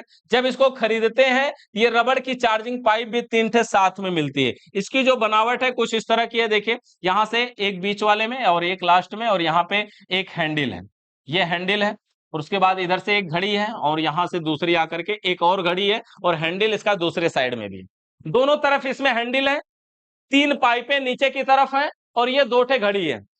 इसमें कलर की बात करें, जो ब्लू कलर का होता है वो कंपाउंड गेज होता है हमेशा, कंपाउंड गेज, और जो रेड कलर का होता है वो प्रेशर गेज होता है। और इसका कारण याद करने के लिए भी समझ सकते हैं, ब्लू कलर और रेड कलर, रेड का मतलब होता है खतरा, यही ना, रेड का मतलब है खतरे की बात है, यानी अगर प्रेशर भरेंगे किसी चीज में, हवा भर रहे हैं तो खतरे की बात है ना, वो तो विस्फोट कर सकता है, नुकसान कर सकता है, इसलिए प्रेशर गेज रेड कलर का होता है। कंपाउंड गेज माइनस में सुई होती है, और इसमें से हवा निकालते समय इसका प्रयोग करेंगे, उस समय कोई विस्फोट का चांस नहीं है, इसलिए ये ब्लू कलर का हो। ब्लू कलर और रेड कलर। रेड कलर हमारा प्रेशर गेज और blue colour compound gauge. Pressure gauge और कंपाउंड गेज में क्या अंतर है? तो प्रेशर गेज में सुई केवल प्लस में जा सकती है, कंपाउंड गेज में सुई माइनस में भी जा सकती है और प्लस में भी जा सकती है। दोनों ऑप्शन होते हैं, माइनस में भी जा सकती है और प्लस में भी जा सकती है। ठीक है, अब इसके अलावा यहां पे देखिए इसके अंदर क्या है, ये हमारे दोनों गेज हैं, इसमें 3 पॉइंट है। इसका हैंडल अगर ये वाला पॉइंट टाइट करते हैं ना तो यहां से जाकर के ये बंद हो जाता है, और अगर इसको ढीला कर दे तो यही वाला पॉइंट खुल जाता है, और अगर इसके हैंडल को टाइट करें तो ये यहां से जाकर के बंद होता है, यहां से इसको टाइट करेंगे, यानी मान लीजिए ये कंपाउंड है, तो कंपाउंड को टाइट करेंगे तो यहां से बंद करेगा, प्रेशर को टाइट करेंगे तो यहां से बंद करेगा। एक समय में एक ही गेज का प्रयोग करते हैं, जिस गेज का प्रयोग करना हो उसका हैंडल खुला रहता है, बाकी दूसरे गेज का हैंडल बंद रहता है। होगा क्या इसमें, जैसे मान लीजिए कि कहीं पे हवा भरना है, इसमें भी वही तरीका काम करेगा कि गेज का निचला सिरा हमेशा सिस्टम में जोड़ा जाएगा, यानी फ्रिज में है तो फ्रिज में, एसी है तो एसी में, यानी जो भी सिस्टम है उसमें जोड़ा जाएगा। यानी अगर मान लीजिए कंपाउंड गेज का प्रयोग करना तो ये वाला सिरा कहां जुड़ेगा? फ्रिज में। प्रेशर गेज का प्रयोग करना तो ये वाला सिरा कहां जुड़ेगा? फ्रिज में। इसको हम ऐसे बोल सकते हैं, बीच वाला पॉइंट इनपुट होता है और साइड वाला पॉइंट आउटपुट होता है। अब होगा क्या, जैसे मान लीजिए कंपाउंड गेज का प्रयोग करना है और यहां पे कोई हवा भरना है और यहां कोई मोटर लगा दिया, तो मोटर का यहां पे इन करवाएंगे ना, और अगर इस वाले हैंडल को बंद कर देंगे तो ये सिरा बंद हो जाएगा, इसका हैंडल खुला रहेगा, ये सिरा खुला रहेगा, यहां से हवा जाएगी, यहां से निकलेगी और इसमें आकर के जाएगी। हवा यहां से इधर भी जाएगी क्या? नहीं जाएगी, यहां तक जाएगी लेकिन यहीं तक जाके रुकी रहेगी, क्योंकि वो हैंडल बंद है। हम इस गेज का प्रयोग अपने आराम से कर पाएंगे, कर लेंगे। अगर उधर वाले गेज का यूज करना है, प्रेशर गेज का यूज करना है, तो मान लीजिए हवा इसमें भरना है तो इस हैंडल को बंद कर देंगे और इसका हैंडल खोल देंगे। जब खोलेंगे, अब ये मोटर चलेगा तो यहां से हवा इधर नहीं जाएगी, लेकिन वो हवा यहां से इधर जाएगी, तो इसमें हवा भराएगा। जिस गेज का प्रयोग करना हो उसका हैंडल खुला रहेगा, दूसरे वाले गेज का हैंडल बंद रहेगा। जिसका प्रयोग करना हो उसका हैंडल खुला रहेगा, दूसरे वाले गेज का हैंडल बंद रहेगा। ठीक है, और एक समय में एक गेज का प्रयोग करते हैं। इस तरह से इसमें 3 रबड़ की चार्जिंग पाइपें होती हैं। रेड वाली पाइप को रेड के नीचे लगाया जाता है, ब्लू वाली पाइप को ब्लू के नीचे लगाया जाता है, येलो वाले पाइप को बीच में लगाया जाता है। पाइप जोड़ने का ये तरीका होता है। इस तरह से गेज है। इसके अंदर देखिए बीच में यहां पे कुछ दिखाई दे रहा है ना, ऐसा शीशा जैसा। इसमें क्या होता है, अगर ऐसा गेज है तो जब हम गैस चार्ज करते हैं तो हमें लिक्विड के रूप में दिखाई देता है, पानी के रूप में दिखाई देता है कि हाँ उसमें से गैस क्रॉस हो रही है, तो बस दिखाई देता है और थोड़ा बढ़िया भी होता है। गेज का हैंडल भी थोड़ा मजबूत होता है, तो बढ़िया तरीके से काम करता है। इसके बाद क्या है, कंटिन्यूटी टेस्टर जानते ही हैं, -30 तक पूरा जाता है। -30 तक पूरा चला जाए तो समझिए कि वैक्यूम हो गया। और जब हम वैक्यूम करते हैं तो -30 चालू करते ही, वैक्यूम पंप लगा के जब करेंगे तो चालू करते ही 1-2 मिनट में चला जाता है। लेकिन फिर भी हम इसको एसी में अगर गैस चार्ज कर रहे हैं 32 और 410, तो कम से कम आधा घंटा चलाना होता है। और वैक्यूम करने का मतलब है, जब हम वैक्यूम पंप से वैक्यूम करते हैं ना, ये -30 पे तो सुई चली जाती है, उसके बाद भी मोटर चलता रहता है, तो खींचता रहता है। उससे क्या होता है, अगर पाइप में या कहीं पर अंदर कहीं कोई नमी वगैरह है, तो वो नमी को भी धीरे धीरे करके ऐसे हवा खींच खींच करके उसको अंदर ही अंदर सुखवा देता है, अंदर ही अंदर वो सूख जाता है। जिससे क्या होता है, बाद में गैस में जाकर के चोक वगैरह नहीं होगा। चोक का मतलब होता है एसी फ्रिज में होने वाली एक बीमारी है चोक, यानी किसी कारण से फ्रिज में या एसी में कहीं पर गैस जाम हो जाए, जिससे गैस का बहाव रुक जाए, उसे चोक कहते हैं। ठीक है, एसी तथा फ्रिज में गैस अगर कहीं जाम हो जाए तो चोक कहते हैं, तो वही हो जाएगा। क्या नहीं, ज्यादा वैक्यूम करने से कोई दिक्कत नहीं है, बढ़िया से वैक्यूम कर सकते हैं। फ्रिज में करने के लिए 5 मिनट और एसी में करने के लिए 20 मिनट, 25 मिनट या आधा घंटा कम से कम वैक्यूम करना चाहिए। ये वैक्यूम पंप से ज्यादा करने से यही होता है कि ऑपरेटर टेढ़ा वगैरह होने लगता है, ऐसा मानते हैं। लेकिन अगर बढ़िया से सेट है और नया ऑपरेटर कंपनी वाला है तो वो टेढ़ा नहीं होता है। बाद में हम जो लगाते हैं, जैसे ऑपरेटर जो उसका होता है पहले से जो रहता है वो बहुत मजबूत रहता है, बाद में जो लगाते हैं वो थोड़ा हल्का मिलता है, मतलब उतना मजबूत मिलता ही नहीं है नॉर्मल मार्केट में। तो इस तरह से है ये। ठीक है, गेज के बाद क्या है, कॉपर पाइप। तो कॉपर की पाइप एसी फ्रिज के लिए हमें थोड़ा रखना चाहिए, कभी भी कहीं भी जोड़ने के लिए कम पड़ गई तो हम उसमें जोड़ करके उसको बढ़ा लेंगे। तो हमें जो कॉपर की पाइप रखना चाहिए 2 साइज का, 1/2 और 1/4। ये 1/2 1/4 पाइप की साइज होती है, इंच होता है। ये जो हमारी कलम होती है ना, जितनी मोटी होती है ये लगभग 1/4 इंच की होती है, 1/4 यानी 0.25 इंच की लगभग ये होती है। 1/2 का मतलब आधा इंच, यानी आधा इंच वाली पाइप मोटी होगी। 1/2 वाली मोटी होगी कि 1/4 वाली? कौन वाली पाइप इसमें मोटी होगी? 1/2 वाली मोटी होगी, यानी 1/4 वाली नहीं। एक का चौथा भाग है और एक का दूसरा भाग है। ये आधा इंच है, 0.25 है, और ये 1/4 ये 0.5 है, और ये 0.25 है ना? ठीक है, तो हमारे पास 1/2 यानी मोटी पाइप, 1/4 यानी पतली पाइप, ये दोनों पाइपें होनी चाहिए। इसके बाद ये, उसके बाद क्या है कॉपर पाइप के बाद? Digital clamp meter. देखिए इस तरह का ये क्लैंप मीटर है। क्लैंप मीटर का कार्य क्या होता है, इससे हम जानते हैं कि हमारी जो एसी है, फ्रिज है, कितनी एम्पियर लाइट ले रही। कई चीजें इसमें चेक कर सकते हैं, इसमें कई चीजें हम इसके जरिए चेक कर सकते हैं। इसमें कई सारे ऑप्शन होते हैं, जैसे यहाँ पर सबसे पहले एक ऑफ का ऑप्शन है, उसके बाद किलो ओम का चेक कर सकते हैं, रेजिस्टेंस और डायोड चेक कर सकते हैं, इसके बाद ये वोल्टेज, एसी वोल्टेज और डीसी वोल्टेज चेक कर सकते हैं, फिर एम्पियर चेक कर सकते हैं। कई सारे ऑप्शन इसमें होते हैं कि हमें चेक क्या करना है। और इसके जरिए क्लैंप का मतलब होता है, इसके नोब को देखिए, ये जो है क्लैंप है ना, इसको जब हम दबाएंगे तो इसका मुंह ऐसे खुलता है। यहाँ पर खुला हुआ चित्र देख सकते हैं, ऐसे दबाने पे ये खुलता है, और किसी भी तार को ऐसे लगा करके अगर फंसा लिया जाए तो डिस्प्ले में नंबर दिखाने लगेगा, और नंबर ये दिखाएगा कि जो उपकरण हम चला रहे हैं वो कितना एम्पियर लाइट ले रहा है, यानी कितना लोड है। और ये जो क्लैंप मीटर लगाना है, किसी एक ही तार में लगाना है, दोनों में नहीं लगाना है। किसी एक का मतलब या तो न्यूट्रल में लगा सकते हैं या तो फेस में लगा सकते हैं, लेकिन दोनों में नहीं लगाना है, किसी एक ही में लगाना है। दोनों में लगा देंगे तो ये नहीं बताएगा, ठीक है? दोनों में अगर इसको लगाएंगे तो नहीं बताएगा, किसी एक में लगाना है। ये क्लैंप मीटर होना सबसे ज्यादा जरूरी है, यानी एक स्क्रू ड्राइवर और एक कॉम्बिनेशन प्लायर और एक ये अगर है तो समझिए बहुत सारी समस्याएं हम समझ भी सकते हैं, और कुछ समस्याओं को तो सही भी कर सकते हैं इसी टूल्स के आधार पे। तो इस तरह से हमारे पास डिजिटल क्लैंप मीटर होना चाहिए। डिजिटल क्यों बोलते हैं? क्योंकि डिजिटल में है, डिस्प्ले में नंबर दिखाता है, इसलिए इसे डिजिटल के नाम से जानते हैं, ठीक है? ये हो गया डिजिटल क्लैंप मीटर। इसके बाद क्या है? एमएफटी मीटर भी इसी तरह का होता है, जो हमारे पास कोई कैपेसिटर है, मान लीजिए किसी पंखा में गए, किसी एसी में गए, उसका पंखा स्लो चल रहा है और कैपेसिटर लगा हुआ है, या कंप्रेसर ही स्लो चल रहा है, या वो कम ठंडा कर रही है, तो आप उसको कैपेसिटर को उसको चेक कर सकते हैं।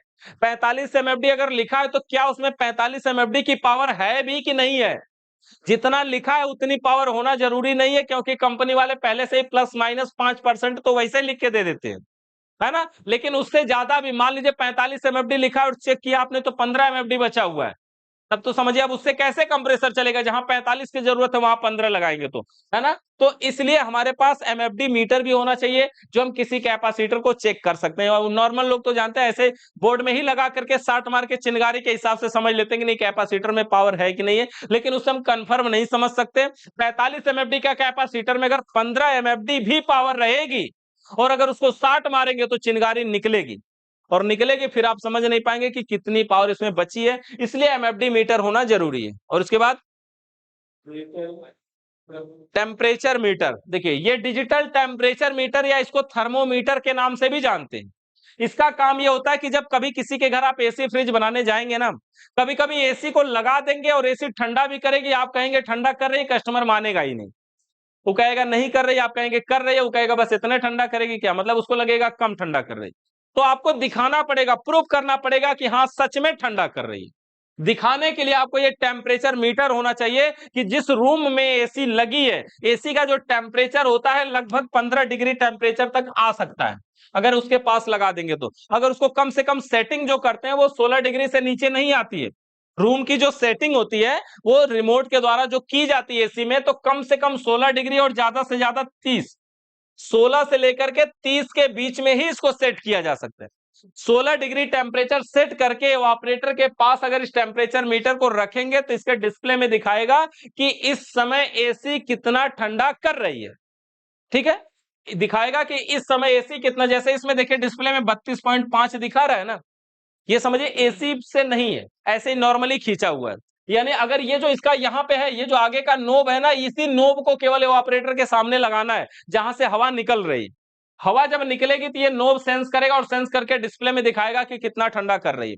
आप इसके हिसाब से जब ये ठंडा कर रहे हैं तो कस्टमर को दिखा सकते हैं कि देखिए आपके रूम का टेम्परेचर इतना है और आपकी एसी इतना बढ़िया ठंडा कर रही है, तब जाकर के वो मान सकता है। नहीं मान रहा है तो फिर अगर कोई और है आपके ऊपर, अगर किसी कंपनी से जुड़े हैं तो कंपनी में ये फोटो या वीडियो बना करके भेजिए कि देखिए रूम का टेम्परेचर इतना बढ़िया आ रहा है, फिर भी ये बोल रहे हैं कि नहीं ठंडा कर रही है, क्योंकि ये कोई भी बोल सकता है कि नहीं ठंडा कर रही है ना, माइनस में जाता है। हाँ, जब फ्रिज वगैरह का जब हम टेम्परेचर नापते हैं ना, तो इसको फ्रिज के अंदर रख के दरवाजा बंद करके फ्रिज को 1 घंटा चला दीजिए, टेम्परेचर माइनस में चला जाएगा। 2-3 घंटा चलाएंगे -15 -20 तक चला जाता है इसका टेम्परेचर, इतना ये बढ़िया है। ठीक है, तो इस तरह से हमारा ये है टेम्परेचर मीटर, जो टेम्परेचर को नापता है। इसको एसी के सामने ही नहीं, यहाँ पे रखा हुआ भी है तो भी नाप सकते हैं। इस तरह का टेम्परेचर मीटर देखे होंगे कोरोना के समय में, बहुत सारे लोगों ने यूज किया। ये भी वही चीज है, ये भी टेम्परेचर बता सकते हैं।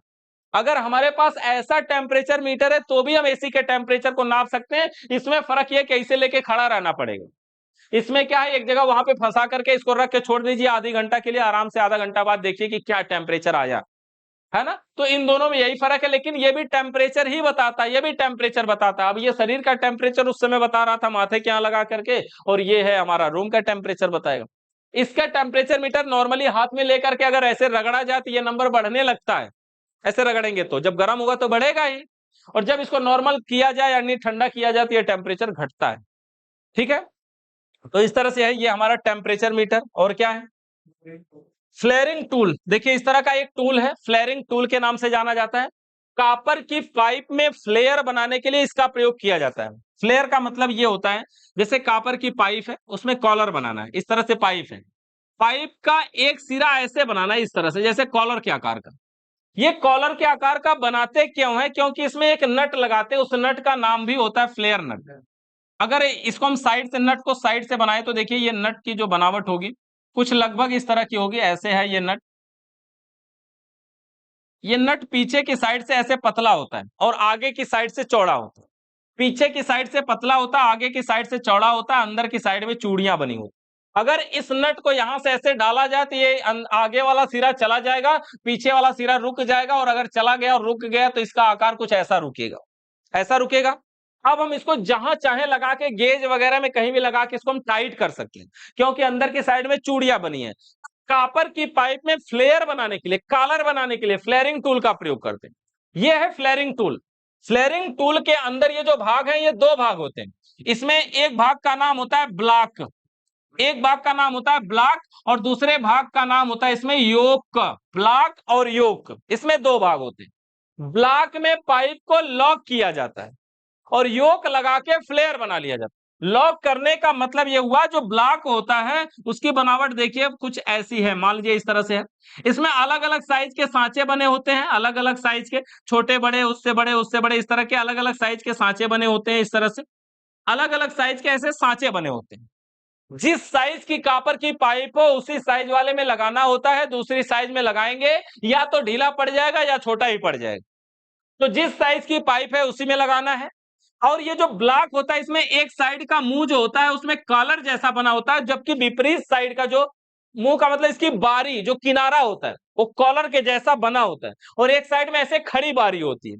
तो जिधर कॉलर के जैसा बना होता है उधर से पाइप निकाल के कॉलर बनाया जाता है, क्योंकि उसी पे जाकर के वो बैठता है। जिस साइज की पाइप हो उसमें लगा करके देखिए, इस तरह से पाइप में लगा लिया, इस तरह से कॉपर की पाइप को टाइट कर लेंगे, और टाइट करने के बाद देखिए, टाइट करने के लिए ये 2 सिरे बने हुए हैं। इसको हम ढीला करेंगे तो ये ढीला होते हैं, टाइट करेंगे तो टाइट होते हैं। पाइप लगा के इसमें टाइट कर लिया, और ऊपर से ये जो लट्टू के आकार का है ना, इसका आकार समझिए कुछ ऐसा है, इस तरह से ऐसे, और बीच में ये लट्टू जैसा निकला हुआ है, ये हैंडल है, ऊपर से निकला हुआ है। इसकी बनावट ऐसी है कि ये पूरा चूड़ियां है, ये सब चूड़ियां है। इसको जब हम टाइट करेंगे, ऐसे टाइट करेंगे तो टाइट होते हुए नीचे जाएगा, जब हम ढीला करेंगे तो ऐसे ढीला होते हुए ऊपर आएगा। ऐसा इसकी बनावट है। इसको जब इसमें लगा करके जब हम इसको टाइट करते हैं तो ये जो आगे का लट्टू वाला पॉइंट है वो पाइप के बीच में जाता है, और ऐसे करके उसके हिसाब से बनाता है, यानी फैलाता है, यानी चौड़ा करता है। और जब उसको चौड़ा करता है तो कॉपर की पाइप में ऐसा कॉलर बनता है, और कॉलर बनने के बाद ये सेट उसमें बैठ पाता है। बाद में ये नट को हम आसानी से लगा सकते हैं। इस तरह का बनाते हैं फ्लेयर। फ्लेयर किसके द्वारा बनाते हैं, फ्लेयरिंग टूल के द्वारा। फ्लेयरिंग टूल में कितने भाग होते हैं, 2 भाग होते हैं। कौन कौन से, ब्लॉक और योक। ब्लॉक क्या होता है, जिसमें पाइप को लॉक किया जाता है, और योक क्या होता है, जिसमें लगा करके पाइप को फ्लेयर बनाया जाता है, योक और ब्लॉक। इसके बाद क्या है, स्विंगिंग टूल। देखिए इस तरह का स्विंगिंग टूल होता है। स्विंगिंग टूल एक सुम्मी के आकार का होता है, सुम्मी का नाम सुने हैं ना। कॉपर की पाइप के भीतरी व्यास को फैलाने के लिए इसका प्रयोग किया जाता है। मतलब अगर एक से कॉपर की पाइप है ऐसे इस प्रकार से, और पाइप को अगर बीच में से काट दिया जाए और ये दो सिरे बन जाएंगे। इस पाइप को अगर वापस से आपस में जोड़ना हो, अगर इन दोनों पाइपों को वापस से आपस में जोड़ना हो, तो एक पाइप को अगर दूसरे के अंदर डालेंगे तो क्या वो चली जाएगी? नहीं जाएगी ना। क्यों? क्योंकि दोनों का व्यास बराबर है, दोनों की मोटाई बराबर है, इसलिए कोई भी एक पाइप दूसरे के अंदर तब तक नहीं जाएगी या तो किसी को कम किया जाए या किसी को बढ़ाया जाए। यही ना होता है, या तो किसी को कम किया जाए या तो किसी को बढ़ाया जाए। देखिए अगर दो आदमी बराबर हैं तो हमारे पास दो तरीका है। जैसे आप अगर दो हैं, दो पटीदार हैं, अमीर गरीब हैं और दो बराबर हैं, तो आपके पास दो तरीका है, या तो आप उनसे बड़ा बनिए या तो उनको भी छोटा करके अपने बराबर में ले आइए। दोनों तरीका है ना। इसी तरह से कॉपर की पाइप में या तो हम इसके व्यास को बढ़ा करके बड़ा कर सकते हैं या किसी को घटा के छोटा करें, तभी एक के पाइप दूसरे के अंदर जाएगी। दोनों जब बराबर हैं तो एक दूसरे के अंदर नहीं जाएगी। तो भीतरी व्यास को बढ़ाने के लिए हम इस टूल का प्रयोग करते हैं जिसे स्विंगिंग टूल के नाम से जाना जाता है। इसके जरिए होता क्या है, जैसे इस प्रकार की हमारी कॉपर की पाइप है और भीतरी व्यास को बढ़ाना है, तो हम क्या करते हैं, इस स्विंगिंग टूल को इसके अंदर डालते हैं और हैमर लेकर के ऊपर से ठोकते हैं। हैमर से जब हम ठोकेंगे तो पहला ये जो पहला वाला नोब है वो तो बड़े आराम से उसके अंदर चला जाएगा, ये पहला वाला। अब जब इसको ठोकते ठोकते दूसरा नोब चला जाए तो समझिए अब इसका व्यास बढ़ चुका है, और जब व्यास बढ़ जाएगा तो इसका जो व्यास बढ़ेगा वो बनेगा कुछ इस आकार का, ऐसा ऐसा बनेगा, इसी तरह का। अब इसके अंदर एक पाइप आराम से चली जा सकती है और इसमें डाल करके इसको वेल्डिंग करके जोड़ा जा सकता है, बढ़िया से ये वेल्डिंग होकर के जुड़ जाएगी। ठीक है। तो इस तरह से हम कॉपर की पाइप के भीतरी व्यास को बढ़ाने के लिए किस टूल का प्रयोग करते हैं? स्विंगिंग टूल का प्रयोग करते हैं। कौन सा टूल? Swinging tool. एक पाइप को, अच्छा इससे पहले जो हम बनाए वो फ्लेयर बनाए थे, ऐसा न सोचिए कि नहीं उसको उसी को बना करके हम पाइप को डाल के जोड़ दें। वो फ्लेयर बनाता है। देखिए ये इस तरह का व्यास को बढ़ाता है और वो जो बढ़ाता है वो इस तरह का व्यास बढ़ाता है, यानी वो कॉलर जैसा बढ़ाता है और ये डायरेक्ट व्यास बढ़ाता है। तो दोनों में डिफरेंट है व्यास बढ़ने में। यानी फ्लेयर बना करके पाइप डाल के नहीं वेल्डिंग किया जा सकता, स्विंगिंग टूल के जरिए बढ़ाने पर ही पाइप को वेल्डिंग किया जा सकता है, क्योंकि वो पाइप, एक पाइप दूसरे के अंदर जानी चाहिए। जब अंदर जाएगी तभी तो ज्वाइंट होगा, तभी तो दो पाइपें आपस में जुड़ेंगे। तो इस हिसाब से हमारा ये वाला टूल है स्विंगिंग टूल। ये जो है, जैसे देखिए इसमें साइज है, देखिए एक है, ये दो है, ये तीन है, ये चार है और ये पांच है। ये 5 in 1 है, यानी 5 का काम अकेले करने वाला ये स्विंगिंग टूल है। ये स्विंगिंग टूल अलग अलग भी आते हैं। अलग अलग का मतलब ये हुआ, जैसे एक दो साइज का अलग रहेगा, फिर दूसरी साइज का अलग रहेगा, फिर तीसरी साइज का अलग रहेगा। अगर अलग अलग रखते हैं तो आपके पास कई सेट रखना पड़ेगा, 5-6 रखना पड़ेगा। और अगर इकट्ठा वाला रखते हैं तो ये 5 in 1 है, यानी 5 का काम अकेले करने वाला सिर्फ एक रखेंगे और सभी काम हमारे हो जाएंगे। कोई भी साइज की पाइप हो, पाइप चाहे 1/4 हो, 5/16 हो, 1/2 हो, 3/2 हो, कोई साइज हो, सभी साइज जो पाइपें होती हैं, जो AC, fridge, water cooler, deep freezer में यूज की जाती हैं, उन सभी साइजों की पाइप यहाँ पर होती है और सभी साइजों की पाइपों के व्यास को इसी स्विंगिंग टूल के द्वारा बढ़ाया जा सकता है। ठीक है। पाइप की साइज हमारे सिस्टम में अलग अलग होती है, जैसे 1/4 और 5/16 और 1/2, ये तीन साइजें ऐसी हैं जो हम सबसे ज्यादा यूज करते हैं। ये इंच में होता है, 1/4 इंच है, 5/16 इंच है, 1/2 इंच है। ये पाइपिंग की साइजों को हम नाप सकते हैं, और नॉर्मल तरीका तो हमारे पास ये भी है, हम इससे भी पाइप की साइज नाप सकते हैं। ये जो हमारे पास फ्लेयरिंग टूल है, इसमें जिस साइज की पाइप होगी वही सेट बैठेगी और इसके ऊपर ये नंबर लिखा होता है कि कौन सी पाइप किस साइज में लग रही है। समझिए जिसमें लग रही है उसी साइज की पाइप, इससे भी हम नाप सकते हैं। बाकी पाइपों को देख के भी नाप सकते हैं, बाकी पाइपों का व्यास भी नाप सकते हैं। ऐसे जैसे मान लो कोई पाइप खोले और सामने का व्यास ऐसा दिख रहा है, तो फिट लीजिए, इंची टेप लीजिए और उसको नापिए यहां से यहां तक कि जो बीचों बीच का चौड़ाई है सबसे ज्यादा वो कितना है, वो, हाँ, इनर साइड, इनर साइड, इस तरह से नापेंगे, उसकी साइज पता चलेगी। इसके बाद क्या है, स्विंगिंग टूल के बाद ट्यूब कटर। देखिए देखने में इस तरह का होता है ट्यूब कटर। ट्यूब का मतलब होता है पाइप। ट्यूब, ट्यूब वर्ड जब जब आए तो समझिए किसी पाइप की बात हो रही है। कोई भी ट्यूब, जैसे साइकिल में ट्यूब, बाइक में ट्यूब, ट्यूब का मतलब ही होता है पाइप। तो ट्यूब यानी पाइप को काटने वाला जो कटर है वो ट्यूब कटर कहलाता है। ट्यूब यानी पाइप को काटने वाला कटर ट्यूब कटर कहलाता है। इस तरह का देखने में होता है। इसके अंदर ये शुरू में सबसे पहले एक हैंडल होता है और यहां पर एक ब्लेड होता है यानी पत्ती होती है। ये जो अंग्रेजी के वी जैसा बना है इसको हम बोलते हैं वी ब्लॉक। वी ब्लॉक में कॉपर की पाइप को रखते हैं।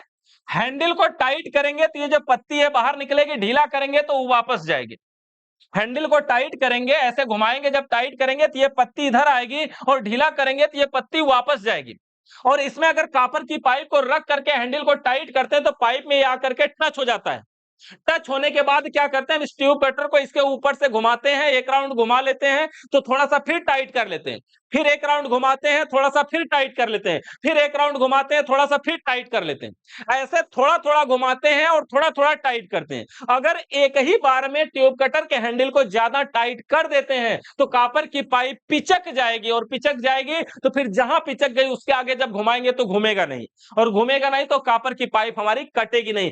कॉपर की पाइप को व्यवस्थित, गोल, मुलायम, बढ़िया तरीके से काटने के लिए हम इस ट्यूब कटर का प्रयोग करते हैं। ठीक है, कॉपर की पाइप को बढ़िया से काटने के लिए ट्यूब कटर का प्रयोग करते हैं। और ये जो ट्यूब कटर होता है ये भी कई साइजों में उपलब्ध होता है, मतलब छोटा साइज भी होता है, बड़ा साइज भी होता है। ये ट्यूब कटर, कुछ ट्यूब कटर हमारे पास जो होने चाहिए ना, छोटे भी होने चाहिए, कुछ बड़े भी होने चाहिए। छोटे का मतलब यह है कि कहीं ऐसी जगह है जहां पे पाइप है और अगल बगल ज्यादा जगह नहीं कि हम इसको पूरा गोल घुमा सके, तो वहां पे हमारे पास छोटा ट्यूब कटर होना चाहिए जिसको कम जगह में घुमा करके इस पाइप को आराम से काटा जा सके। वैसे इसको हम कभी कभी नई जगह मिलती है ना तो ऐसे आधा आधा करके भी, ऐसे वापस करके भी काट लेते हैं। आधा आधा करके जब काटेंगे तो ये जो इधर का सिरा, ऊपर का सिरा, नीचे का सिरा इतना कटता है, पीछे में थोड़ा सा पकड़े रहता है, बाद में ऐसे थोड़ा थोड़ा हिला डुला के उसको तोड़ना पड़ता है या फिर किसी तरीके से उसको भी काटा जाता है। तो इस तरह से काटना पड़ता है। तो ये क्या है, ट्यूब कटर। ट्यूब कटर का कार्य क्या होता है, कॉपर की पाइप को व्यवस्थित काटने के लिए इस कटर का प्रयोग करते हैं जिसे ट्यूब कटर के नाम से जाना जाता है। ये इसमें आगे हैंडल होता है, एक ब्लेड भी होता है, इसमें वी ब्लॉक बना होता है। वी ब्लॉक में कॉपर की पाइप को रखा जाता है, हैंडल को टाइट किया जाता है, कटर को पाइप के चारों तरफ घुमाया जाता है। जब ये टाइट हो जाए फिर घुमाया जाता है, फिर घुमाया जाता है, यानी थोड़ा थोड़ा टाइट करके थोड़ा थोड़ा घुमाते रहते हैं जिससे हमारी कॉपर की पाइप आराम से कट जाती है। ठीक है, तो इस तरह से होता है। अब ये ट्यूब कटर हो गया। ट्यूब कटर के बाद क्या है, फ्लेयर नट। क्या, फ्लेयर नट है, ये देखिए फ्लेयर नट। फ्लेयर नट क्या होता है, कॉपर की पाइप में फ्लेयर बनाने के बाद यही वाला नट लगता है। अभी बता रहे थे ना कि पीछे का सिरा थोड़ा पतला होता है, आगे का सिरा चूड़ीदार होता है लेकिन चौड़ा होता है। तो इस तरह से फ्लेयर नट है, इसमें हमें कुछ करना नहीं होता। देखिए ये भी फ्लेयर नट है। ये भी नट साइज के हिसाब से होते हैं, मतलब सभी साइजों के मार्केट में उपलब्ध होते हैं। 1/4 साइज का लेना, हाफ साइज का लेना, यानी जिस साइज की पाइप रहेगी उसी साइज का नट उसमें लगेगा ना। तो इस तरह से ये नट भी साइज के हिसाब से आते हैं। इसके बाद क्या है, फ्लक्स पाउडर। फ्लक्स पाउडर एक पाउडर होता है। जब हम कोई पाइप वेल्डिंग करते हैं कॉपर की, तो वेल्डिंग करने के लिए जानते हैं हमें क्या करना पड़ता है। पहली बात तो हमारे पास जैसे तार जोड़ते हैं तो हमारे पास क्या क्या होता है, एक सोल्डर होता है आयरन, एक रांगा होता है। सोल्डर और रांगा के अलावा एक पेस्ट भी होता है।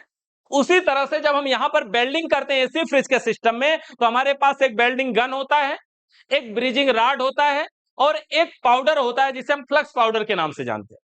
फ्लक्स पाउडर का प्रयोग केवल तब किया जाता है जब लोहा और कॉपर की पाइप को आपस में जोड़ना हो, तब हम फ्लक्स पाउडर का प्रयोग करते हैं। नॉर्मल अगर दोनों पाइप कॉपर कॉपर की हैं तो उसको बिना पाउडर के जोड़ा जा सकता है। यानी दोनों पाइपें अगर कॉपर की हैं, उसको लगाएं एक पाइप दूसरे में, गर्म करें वेल्डिंग गन से, ब्रिजिंग रॉड लगाएं, आराम से वो जुड़ जाएगा। लेकिन अगर एक पाइप लोहे की है और एक पाइप कॉपर की है और उसको अगर आपस में जोड़ना है, एक लोहा और एक कॉपर की पाइप को अगर आपस में जोड़ना है, तो वहां पे फ्लक्स पाउडर का प्रयोग करना पड़ेगा। अगर फ्लक्स पाउडर का प्रयोग ना करें तो क्या होगा, वही होगा जो सोल्डिंग करते समय रांगा के साथ अगर पेस्ट प्रयोग नहीं करेंगे तो रांगा क्या होता है, गोल गोल बन के इधर उधर गिरने लगता है, जहां चिपकाते वहां चिपकता नहीं है, यही होता है ना। तो उसी तरह से यहां पर भी जब हम ब्रिजिंग रॉड लगाएंगे तो ब्रिजिंग रॉड लोहे को पकड़ेगा नहीं, वो गोल गोल बन के इधर उधर गिरने लगेगा, जहां आप चिपकाना चाहते हैं, जहां आप जोड़ना चाहते हैं वहां जुड़ेगा नहीं। तो इसलिए हमारे पास फ्लक्स पाउडर भी होना चाहिए। फ्लक्स पाउडर का प्रयोग कब किया जाता है, जब लोहा और कॉपर की पाइप को आपस में जोड़ना हो तो हम फ्लक्स पाउडर का प्रयोग करते हैं, फ्लक्स पाउडर। ठीक है, उसके बाद क्या है, क्या है, लेवल मीटर। यही है ना लेवल मीटर। इसके जरिए जब हम एसी फ्रिज या इंस्टॉल करते हैं, फिटिंग करते हैं, तो हम इसका प्रयोग करते हैं। इस तरह से लेवल मीटर है। है ऐसा। अब ये जो लेवल मीटर होता है इसमें देखिए इस तरह के 3 जगह पे शीशा लगे होते हैं, इसमें कांच होता है, लिक्विड भरा होता है, पारा इसमें थोड़ा सा बूंद सा दिखाई देता है। इसमें क्या होता है, जब ये ऐसे बूंद ये दोनों लाइनों के बीचों बीच यहाँ पे आ जाए तो समझिए ये सीधा पोजीशन। इससे हम कई चीजें सीधा पोजीशन भी नाप सकते हैं, ऐसे नीचे पोजीशन भी नाप सकते हैं, ऐसे बेड़े पोजीशन भी नाप सकते हैं। 3 चीजें नाप सकते हैं। सीधा नापने में इसको देखना है, जब ऐसे टेढ़ा नापेंगे तब इसको देखना है, जब ऐसे बेड़े नापेंगे तो इसको देखना है। इस तरह से किसी भी चीज को, जैसे ये टीवी इंस्टॉल है, डिजिटल बोर्ड इंस्टॉल है, तो हमें लगाना हो तो यहाँ पर इसके ऊपर की साइड में हम यहाँ पे रखेंगे, और अगर ये सीधा पोजीशन या बीच वाले पे है तो समझिए ये ठीक लगा हुआ है। ठीक है, तो ये हमारा होता है लेवल मीटर। किसी के घर जाकर के एसी वगैरह ऐसा टेढ़ा लगा देंगे तो फिर देखने वाला भी कोई भी आएगा, बार बार उसका ध्यान वहीं जाएगा, कौन मिस्त्री इंस्टॉल किया है ना। तो इसको इसलिए इसे सीधा लगाना चाहिए, लेवल मीटर आपके पास होना चाहिए। खराब होने वाला टूल्स नहीं, एक बार खरीदेंगे बहुत चलेगा, क्योंकि इसमें कुछ है ही नहीं, कुछ खोलना बंद करना तो है नहीं, जहां रखेंगे वहां का लेवल तुरंत बता देगा। टाइल्स लगाने वाले भी इसको रखे रहते हैं, हर टाइल्स पे रख रख के लेवल को चेक करते हैं, टाइल्स हमारी सीधी जिधर हम झुकाव चाहते हैं, पानी बहाना चाहते हैं, उधर जा रही है कि नहीं जा रही है। तो ये हमारा होता है लेवल मीटर। इसके बाद मेजर टेप, इंची टेप जानते ही हैं, कहीं पर भी एसी लगा रहे हैं, इंस्टॉल कर रहे हैं तो कितना दूर लगाना चाहिए, कितने दूर पे स्टैंड लगाएं, वो सब नापने के लिए हमारे पास मेजर टेप होना चाहिए। उसके बाद चार्जिंग पिन, वो जो रबड़ की चार्जिंग पाइप थी उसके बीच में जो पिन होती है वही पिन चार्जिंग पिन है। रबड़ की पाइप के बीच में एक चार्जिंग पिन होती है, जिसको बोला ना कि इसको सिस्टम की तरफ लगाना है, यही वो पॉइंट है, जब दबाएगा पिन को तभी उसमें से गैस निकलेगी, वो है चार्जिंग पिन। उसके बाद क्या, पाइप बेंडर, ये सब पाइप बेंडर, कापर की पाइप को मोड़ने के लिए पाइप बेंडर का प्रयोग किया जाता है। कापर की पाइप को मोड़ने के लिए पाइप बेंडर का प्रयोग किया जाता है। किसी भी पाइप को एसी वगैरह इंस्टॉल करते समय किसी भी पाइप को ऐसे हाथ से अगर मोड़ेंगे ना, तो अगर हाथ से मोड़ेंगे तो ऐसा हो सकता है वो पाइप ऐसे जाए और ऐसे डायरेक्ट मुड़ जाए, मतलब ऐसे सीधा गई और ऐसे सीधा डायरेक्ट मुड़ जाए। तो डायरेक्ट अगर मुड़ेगी तो ये कोना होना उसका कुछ ब्लॉक हो सकता है, वहां पे गैस का बहाव रुक सकता है, वहां से आगे गैस नहीं जाएगी। तो हमें पाइप बेंडर का प्रयोग करना चाहिए, यानी पाइप मोड़ने वाला टूल्स का। देखिए पाइप बेंडर कैसे कैसे आते हैं, ये एक बेंडर है, देखिए 3 in 1 है, 3 साइज की पाइपों को अकेले मोड़ सकता है। इसमें अलग अलग साइज हैं, लेकिन इसमें हाफ साइज नहीं है, हाफ का मतलब 1/2, इसमें 1/2 वाली साइज नहीं है।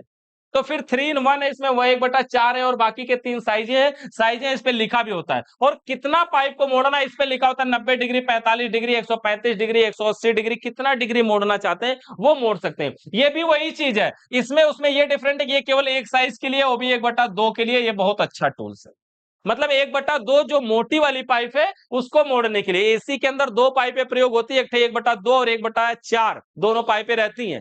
1/4 वाली जो पाइप है वो पतली होती है, उसको तो आराम से हाथ से भी मोड़ देते हैं तो मुड़ जाती है, कोई दिक्कत नहीं। लेकिन 1/2 वाले को अगर हाथ से मोड़ेंगे तो पिंच हो जाती है, बंद हो जाती है। इसलिए 1/2 वाली के लिए ये वाली साइज होना जरूरी होता है। और उसके अलावा ये जो पाइप बेंडर आते हैं, अगर सस्ते में काम चलाना चाहें तो ये स्प्रिंग बेंडर भी आते हैं। स्प्रिंग ऐसी होती है, स्प्रिंग बेंडर का क्या करना है, देखिए इस तरह से यहां पर इसने क्या किया है, बनाया हुआ है ना कि पाइप को बेंड किस प्रकार से किया जाए। कॉपर की पाइप है और पाइप को अंदर डाला है, बेंड ऊपर है ना, स्प्रिंग ऊपर है, इसमें स्प्रिंग ऊपर है और कॉपर की पाइप अंदर यहां पर डाला, और यहां पर देखिए थोड़ा सा ऐसे अपनी जरूरत के हिसाब से घुमाया और बाद में स्प्रिंग को इसमें से सरका करके बाहर निकाली और पाइप मुड़ गई। ये स्प्रिंग बेंडर है। और spring bender inner side outer side दोनों आते हैं। यहां पर जो ये स्प्रिंग दिख रही है पतली साइज में, ये इनर साइड है, यानी इसमें क्या होता है कि इसको देखिए, इसके मुंह पे देखेंगे, यहां पर देखिए ऐसे कुछ गोल सा बना है ना, इसका बनने का मतलब ये कि ये किसी पाइप के अंदर जा नहीं सकती पूरी तरह से, और ये जो इसमें लगा है ये पाइप के अंदर पूरा जा सकता है, पूरा। इसमें ऐसा नहीं है आगे का नोक। इससे क्या होगा, ये जैसे पाइप है ना, पाइप के अंदर स्प्रिंग को डालें फिर मोड़े, या पाइप के बाहर से स्प्रिंग डालें फिर मोड़े, ये दोनों तरीके के आते हैं। अंदर डाल के मोड़ना और भी सुरक्षित दिखता है। अंदर डाल के अगर मोड़ेंगे पाइप को तो अंदर स्प्रिंग है ना, पाइप अगर कहीं पिंच हो भी रही होगी तो वो स्प्रिंग उसको रोकेगी, क्योंकि जितनी दूर स्प्रिंग है उतनी जगह तो बना के रखेगी अपने लिए। तो इसलिए अंदर डाल करके भी इसको मोड़ा जा सकता है, बाहर वाले के लिए भी आता है, यानी बाहर डाल के भी इसको मोड़ा जा सकता है। यानी ये इनर साइड और आउटर साइड दोनों स्प्रिंग आते हैं। और इस तरह के देखिए, अगर इससे मोड़ रहे हैं तो ऐसा मोड़ने के बाद देखिए इस तरह से मोड़ेंगे, पाइप को ऐसे फंसा करके अपनी जरूरत के अनुसार कितना डिग्री पे मोड़ना है मोड़ सकते हैं आराम से। अच्छा, सबसे अच्छा यही है, लेकिन ये महंगा है और ये सस्ता है। स्प्रिंग 50 रुपए 100 रुपए का मिल जाता है, लगभग 800 900 रुपए 1000 रुपए का। नहीं, इनर साइड वाला ज्यादा अच्छा होता है, आउटर साइड से अच्छा होता है इनर साइड। इसमें भी साइज है। किसमें?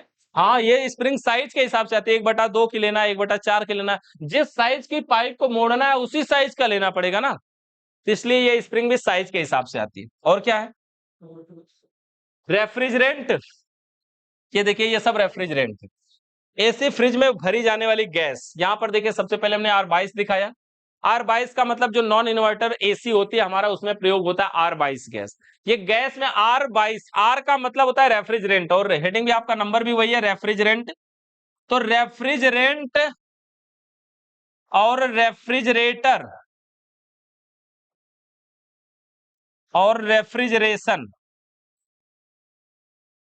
ये तीनों अलग अलग चीजें हैं। रेफ्रिजरेंट, रेफ्रिजरेटर, रेफ्रिजरेशन, ये तीनों अलग अलग चीजें हैं। रेफ्रिजरेंट का मतलब होता है गैस।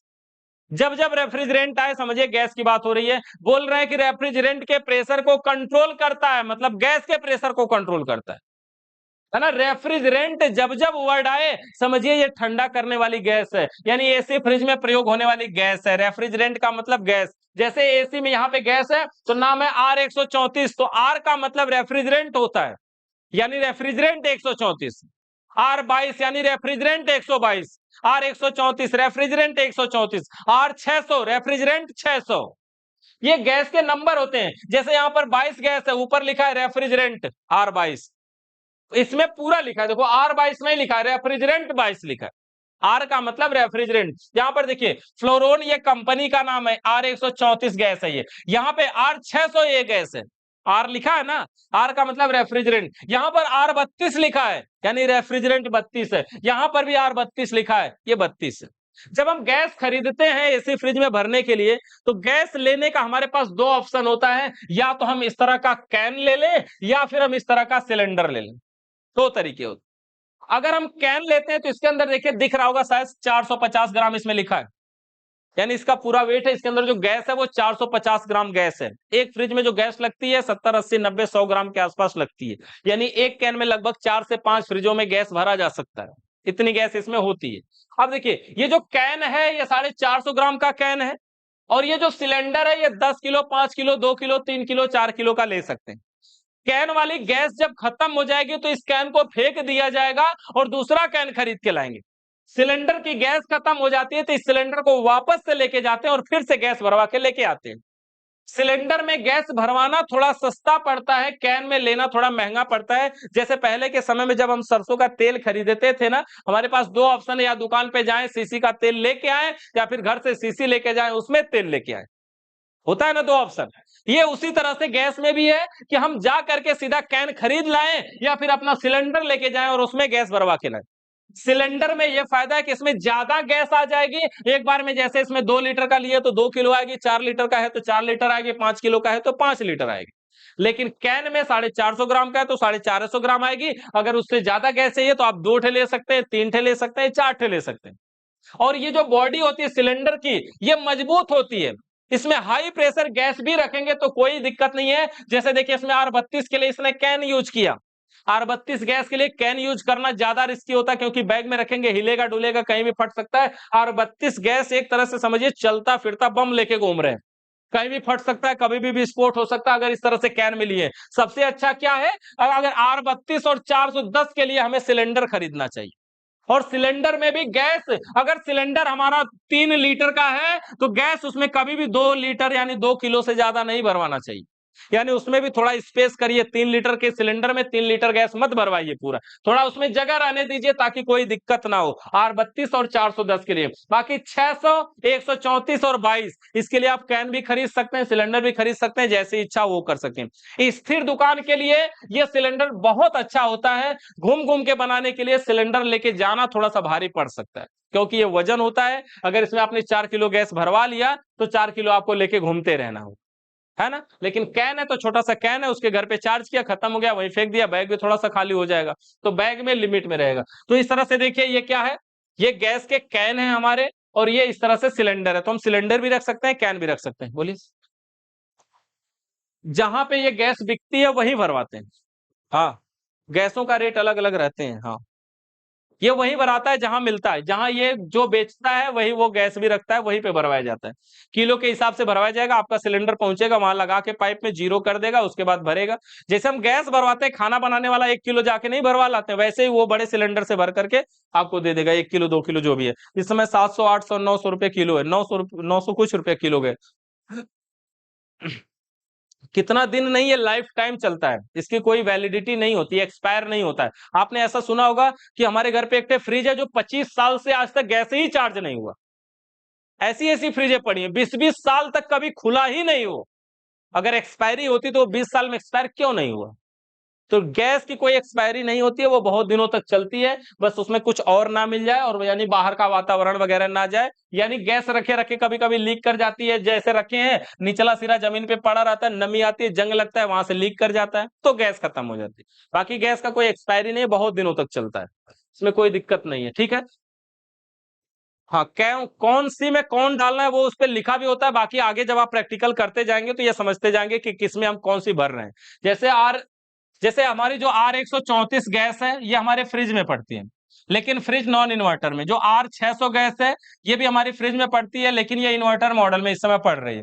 उसी तरह से जैसे R22 है नॉन इन्वर्टर एसी में पड़ रही है, R32 है इन्वर्टर मॉडल एसी में पड़ रही है, 410 है इन्वर्टर मॉडल एसी में पड़ रही है। तो ऐसे ही जब गैस भरेंगे तो ये भरते भरते याद हो जाएगा, फिर आपको ये याद करने की चीज नहीं है कि हमारी एसी में कौन सी गैस भरे, फ्रिज में कौन सी भरे। उस पर स्टिकर लगा होता है, उसमें लिखा होता है। फ्रिज है तो फ्रिज पे भी स्टिकर होगा, फ्रिज के अंदर भी स्टिकर होगा, कंप्रेसर पे भी स्टिकर होगा। और किसी भी फ्रिज में या एसी में केवल बाहर के स्टिकर से हमें गैस नहीं भरना चाहिए, कंप्रेसर के ऊपर जो स्टिकर है उसके हिसाब से हम गैस भर सकते हैं। समझ रहे क्या? हो सकता है कि अगर देखो किसी फ्रिज में अगर कोई इन्वर्टर मॉडल फ्रिज है जिसमें नॉन इन्वर्टर मॉडल है, मान लीजिए पहले R600 गैस थी, कोई मिस्त्री गया उसको नॉन इन्वर्टर बना दिया, और उसने नॉन इन्वर्टर बनाने का मतलब है कंप्रेसर बदल दिया। अब उसमें जो गैस भराएगी वो 134 भराएगी, क्योंकि जो गैस भराती है वो कंप्रेसर के हिसाब से भराती है, ना कि वो फ्रिज है कि एसी है कि वाटर कूलर डीप फ्रीजर, कोई मतलब नहीं। उसमें कंप्रेसर कौन सा है वो मतलब है। यानी अगर एसी के अंदर फ्रिज वाला कंप्रेसर लगा दिया जाए तो अब गैस जो भरी जाएगी वो फ्रिज वाली भरी जाएगी। सर दूसरी गैस भर दे तो दूसरी गैस नहीं भरना है, वही भरना है। और वहां से पर नहीं, नहीं भरना है, बस दूसरी गैस नहीं भर सकते। कुछ गैसों के बदले कुछ गैस भरी जा सकती है, उसको आगे बताया जाएगा। जैसे R134 के बदले हाइड्रोकार्बन एक गैस है, उसको भरा जा सकता है। R600 के बदले 290 एक गैस है, उसको भरा जा सकता है। लेकिन जहां मर्जी करे जो मन करे गैस भरते चल रहे हैं, ऐसा नहीं है। किसी को बुखार हुआ है तो दर्द की दवाई लगा रहे हैं, इंजेक्शन वही लगाना है ना जो उसको जरूरत है। किसी को पैर में दर्द हो रहा है तो बुखार की लगा रहे हैं इंजेक्शन, ये दवाई सुई ही तो लगा रहे हैं हम एक तरह से, गैस भरने का मतलब। तो जिसमें जो भरना है वही भरना है, नहीं तो वो ठंडा नहीं करेगी, वो काम नहीं करेगा। और जो गैस भरा जाता है कंप्रेसर के अंदर तेल होता है ना, उस तेल के आधार पे भी होता है। इसीलिए तो तेल भी जो खरीद के लाते हैं वो गैस के आधार पे आता है। जैसे गैस जब तेल खरीदने जाते हैं कंप्रेसर वाला बोलना पड़ता है R134 का तेल चाहिए, R32 वाला चाहिए, R600 वाला चाहिए। तो वो तेल का मेन पॉइंट है तेल का, कि वो जो तेल है उसके अंदर जो ऑयल है वो उसी गैस के साथ मिलके काम कर सकता है। कोई और गैस मिलाएंगे तो मिलके काम नहीं करेगा उसके साथ। ठीक है, तेल हमें नहीं भरना है, वो कंप्रेसर में ऑलरेडी भरा होता है। अगर कभी भरना पड़ गया तो पहले तेल भराएगा। ठीक है, ये रेफ्रिजरेंट हो गया हमारा, रेफ्रिजरेटर रेफ्रिजरेशन। हाँ, रेफ्रिजरेंट का मतलब ठंडा करने वाली गैस, रेफ्रिजरेटर का मतलब होता है ठंडा करने वाली मशीन। रेफ्रिजरेटर कभी किसी फ्रिज पे लिखा हुआ आपने फ्रिज नहीं देखा होगा, रेफ्रिजरेटर लिखा होता।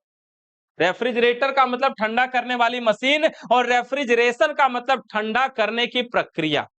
जिस प्रक्रिया के अंतर्गत गैस घूमती है और जैसे वो उसमें जो गैस में बदलाव होता है, जिस प्रक्रिया के अंतर्गत एसी या फ्रिज ठंडा करती है, उसे रेफ्रिजरेशन सिस्टम बोलते हैं।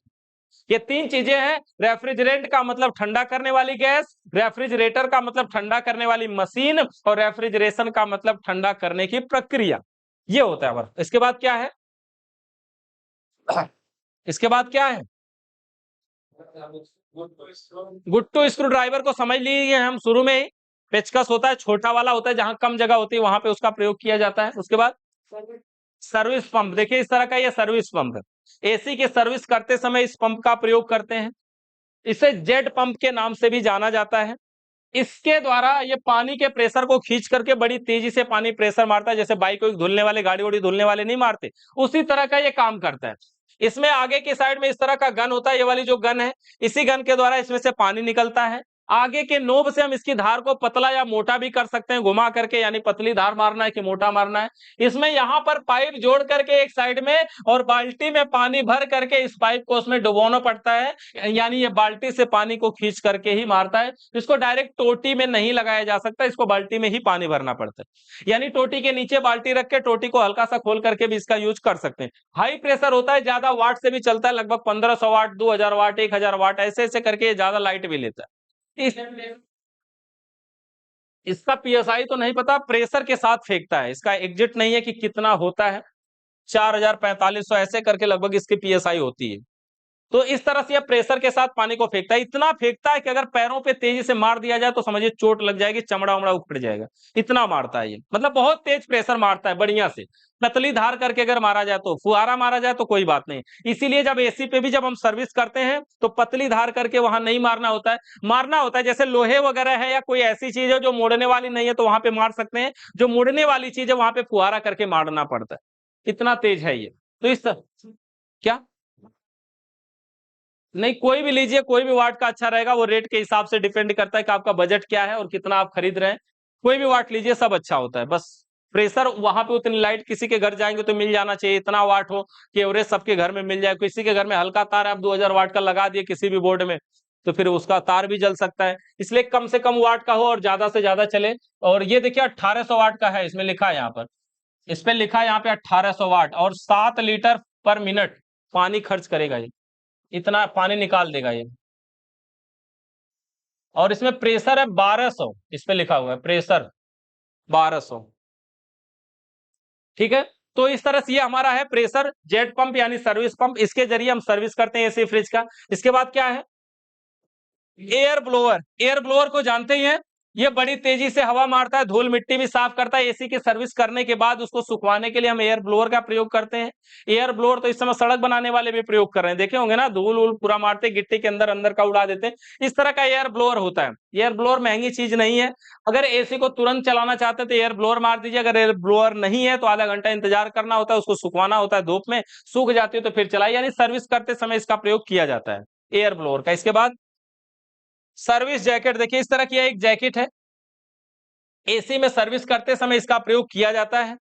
इंडोर में स्प्लिट एसी का इंडोर की सर्विस करते समय केवल इसका प्रयोग किया जाता है, आउटडोर के लिए नहीं है, केवल इंडोर के लिए है। और इसकी सर्विस करते समय देखिए ऐसे एसी में पहना दिया जाता है सामने से, फिर ये चैन होता है, चैन को बंद कर लिया जाता है, जितनी जरूरत हो ऐसे करके सर्विस करते हैं। जो भी पानी गिरता है वो इसी में गिरता है, और पानी गिरने के बाद वो पानी यहाँ से होकर के होते होते आता है नीचे, और नीचे हम लगाए रहते हैं अपनी बाल्टी, और वो गंदा पानी उसी बाल्टी में गिरता है। पानी जो गंदा गिरेगा वो किसी के रूम में नहीं गिरवाना, नहीं तो पोछा भी मरवाएगा तो आपको ही मारना पड़ेगा। तो इससे अच्छा है कि पहले ही हम सुरक्षित जैकेट वगैरह लगा करके और बढ़िया तरीके से इसको काम करें, ताकि सर्विस करें, सीधे बाल्टी में पानी है, एक बाल्टी पानी है, बाहर ले जाके फेंकना होगा, इतना काम करना है हमें। तो ये एसी सर्विस जैकेट है, एसी की सर्विस करते समय इंडोर में इसको पहना दिया जाता है ऐसे, ताकि कचरा वगैरह ना हो। इसके बाद टी रिंच, देखिए टी रिंच इस तरह से होते हैं, और ये जो टी रिंच होते हैं ये सेट वाले भी आते हैं और गोटी वाले भी आते हैं, ठीक है। सेट वाले में हमें कई हैंडल के साथ रखना पड़ेगा, गोटी वाले में एक हैंडल रखिए, कई गोटियां रख लीजिए, दोनों तरीके के हमारे हैं। हमारे जो सिस्टम में प्रयोग होता है वो 8 नंबर, 10 नंबर, 12 नंबर और 13 नंबर का, इन चारों का यूज थोड़ा ज्यादा होता है हमारे सिस्टम में। 8 नंबर, 10 नंबर, 12 नंबर और 13 नंबर का प्रयोग हम सबसे ज्यादा करते हैं। यहां पर देखिए ये जो टी रिंच है, इसमें फायदा क्या है, हैंडल जिसमें है उसमें यह फायदा है कि ये हैंडल और गोटी कभी खोएगी नहीं, जो गोटी है वो जहां रखेंगे उसी में लगी रहेगी, खोएगा तो हैंडल के साथ खोएगा, इसलिए खोएगा नहीं, क्योंकि ये बड़ी चीज है।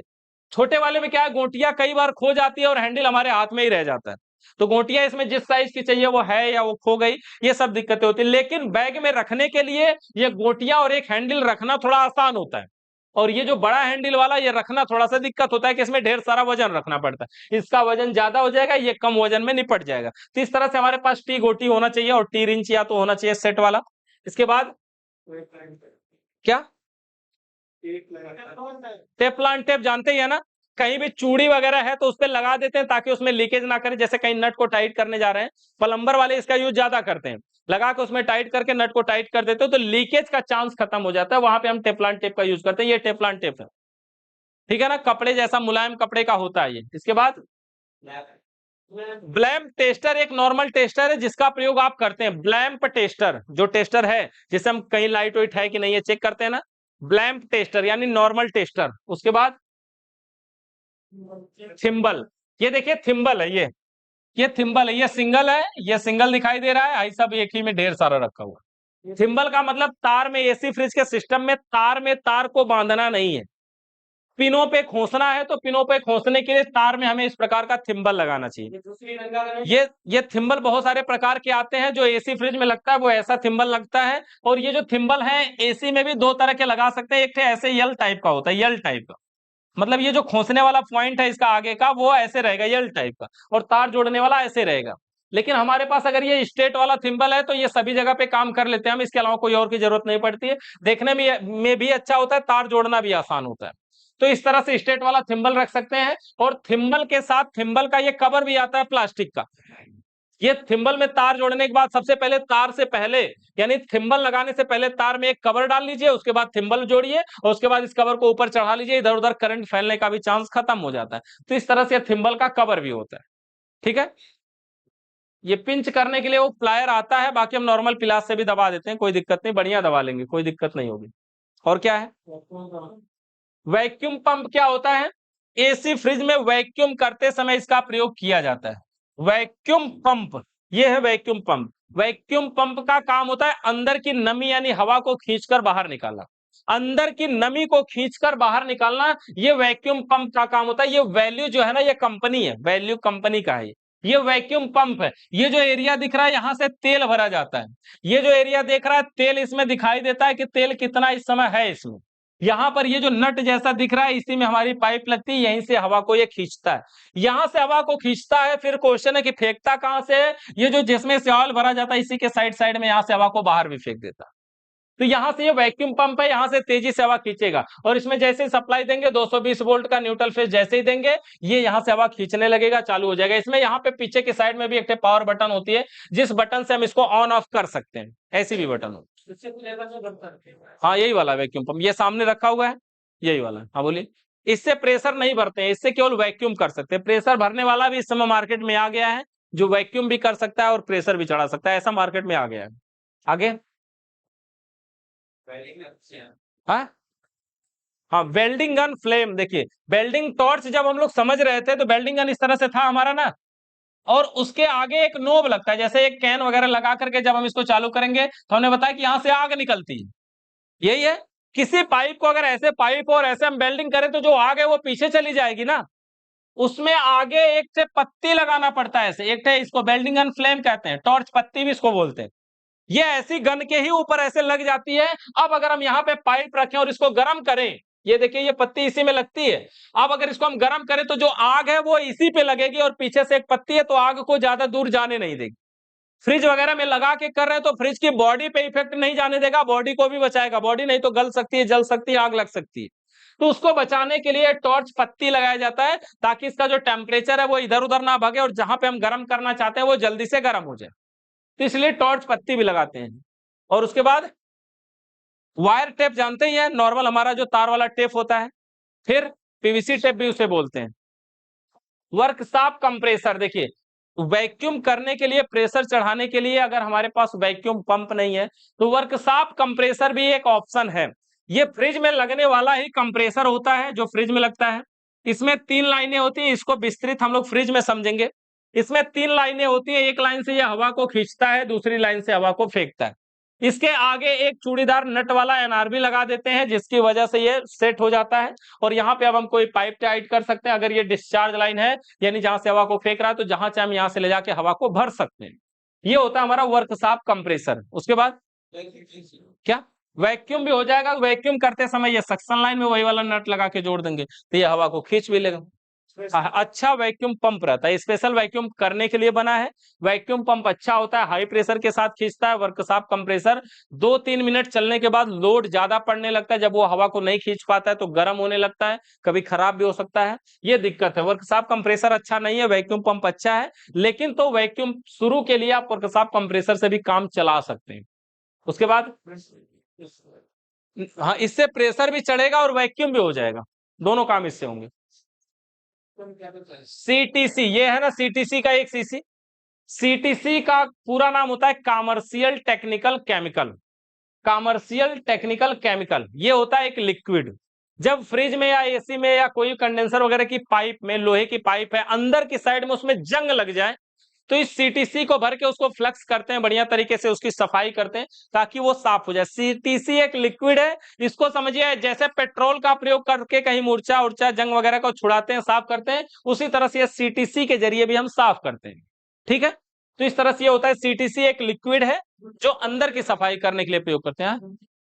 नहीं, WD-40 और सीटीसी में डिफरेंट है। WD-40 छोटी मात्रा में होता है, जब कहीं नट वगैरह नहीं, चूड़ियां खुल रही हैं, तो वहां पे हम स्प्रे जैसा मारते हैं। और ये स्प्रे जैसा नहीं होता, ये पूरा लिक्विड होता है। और कोई बहुत बड़ी सी पाइप है तो उसमें इसको भरना पड़ता है, मतलब ये ज्यादा मात्रा में प्रयोग किया जाता है, वो कम मात्रा में प्रयोग किया जाता है। ठीक है, उसके बाद नहीं, कोई दिक्कत नहीं है, बॉडी को ही साफ करने के लिए तो बना है। नहीं, अपने में भी नहीं, पेट्रोल जैसा रखता है, मतलब ठंडा ठंडा महसूस होता है जब गिरता है, तो कोई दिक्कत नहीं है। ग्राइंडर मशीन मतलब वही ड्रिल मशीन। ग्राइंडर मशीन मतलब दीवार काटने वाला। उसके बाद hammer drill machine. Hammer drill machine मतलब दीवार में सुराख वगैरह करने वाला, सेट करने वाला। उसके बाद एंटी मोस्ट या एंटी चोक का प्रयोग, जब एसी फ्रिज बार बार चोक हो रही हो तो गैस चार्ज करने से पहले इसका प्रयोग किया जाता है। लेकिन इसका प्रयोग भी अब बहुत कम मात्रा में प्रयोग किया जा रहा है, मतलब आप नॉर्मली बढ़िया से वैक्यूम करिए और गैस चार्ज करिए, कोई दिक्कत नहीं होती है। उसके बाद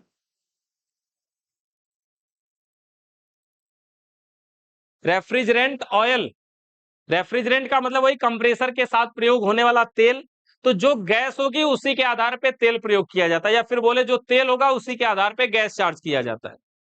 उसके बाद डिजिटल मल्टीमीटर। मल्टीमीटर के द्वारा हम केवल कंटिन्यूटी चेक कर सकते हैं और वोल्टेज चेक कर सकते हैं, किलो ओम वगैरह भी चेक कर सकते हैं। लेकिन हमारे पास अगर क्लैंप मीटर है तो मल्टीमीटर की जरूरत नहीं है। सीरीज बोर्ड जानते ही हैं, कहीं पे कंटिन्यूटी चेक करना हो तो हम चेक कर सकते हैं, मेन लीड वगैरह चेक करना हो तो। और शैम्पू हो गया।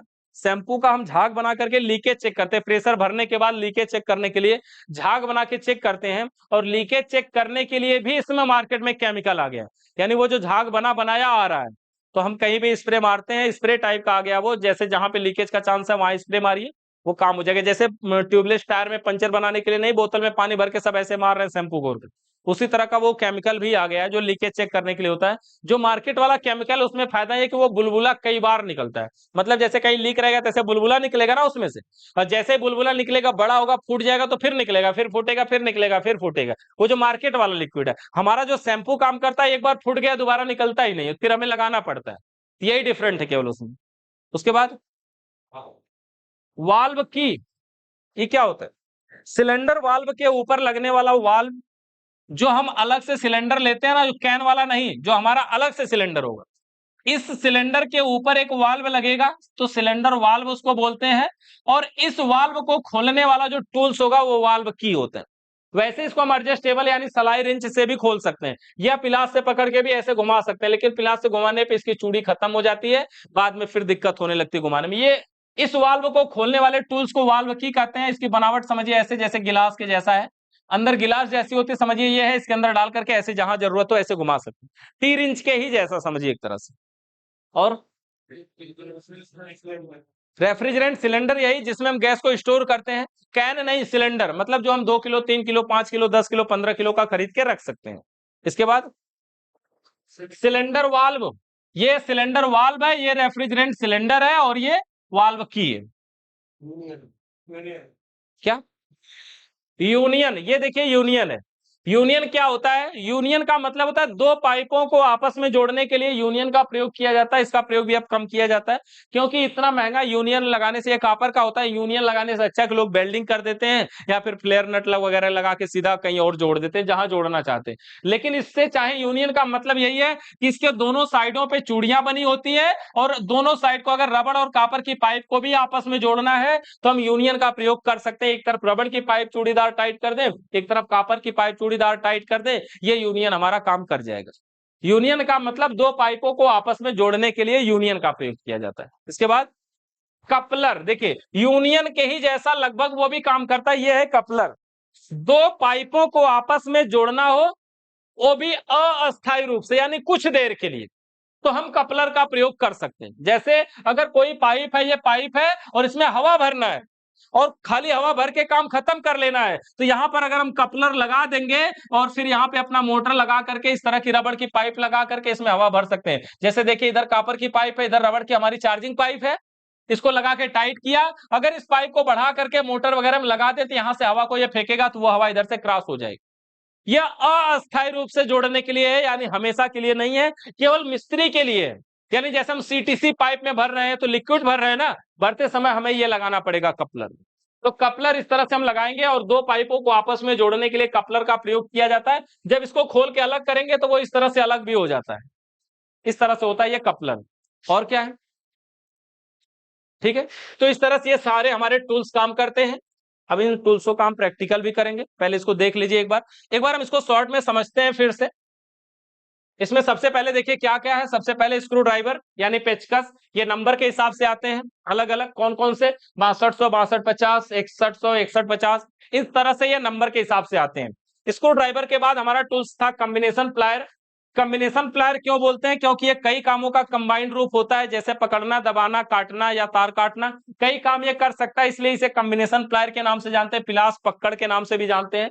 ये हमारा नोज प्लायर जिसे तोता पिलास के नाम से भी जानते हैं, और इसका काम होता है कोई पतला नट है, कोई पतली जगह, वहां के नट को खोलना या कुछ पकड़ के खींचना, नोज प्लायर का काम होता है। ये क्या है? वायर स्टीपर यानी वायर कटर या इंसुलेटर कटर।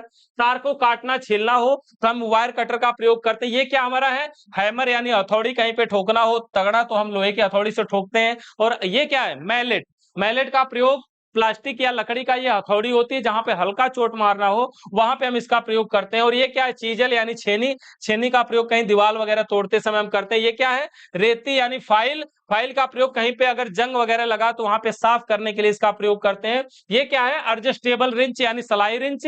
इसके जरिए हम क्या करते हैं? इसको हम एडजस्ट कर सकते हैं अपनी जरूरत के अनुसार, इसलिए इसे एडजस्टेबल रिंच कहते हैं। हमारे पास जो होना चाहिए वो 8 नंबर और 10 नंबर का हमारे सिस्टम में होना चाहिए। इसके बाद ये टूल बैग हमारे पास होना चाहिए जो एसी फ्रिज का काम करते हैं। तो उसके बाद हमारे पास ब्यूटेन गैस होना चाहिए जो वेल्डिंग करने के लिए हम प्रयोग करते हैं। इसी ब्यूटेन गैस को बहुत सारे लोग एलपीजी गैस के भी नाम से जानते हैं, लेकिन यह ब्यूटेन गैस होता है। उसके बाद ये ब्यूटेन गैस के साथ काम करने वाला हमारा वेल्डिंग गन है, यानी वेल्डिंग टॉर्च के नाम से भी जानते हैं। इसी टॉर्च के आगे जब हम पत्ती लगाते हैं तो पत्ती का आकार कुछ ऐसा होता है जिसे हम टॉर्च पत्ती के नाम से भी जानते हैं। ये जो गन होता है पीछे इसमें नोजल होता है, यहां से गैस को कंट्रोल किया जाता है, कम या तेज भी कर सकते हैं। और ये हमारा सिलेंडर वाल्व। सिलेंडर वाल्व हमारे दो तरह के होते हैं, या तो पिन वाला या तो प्लेन वाला।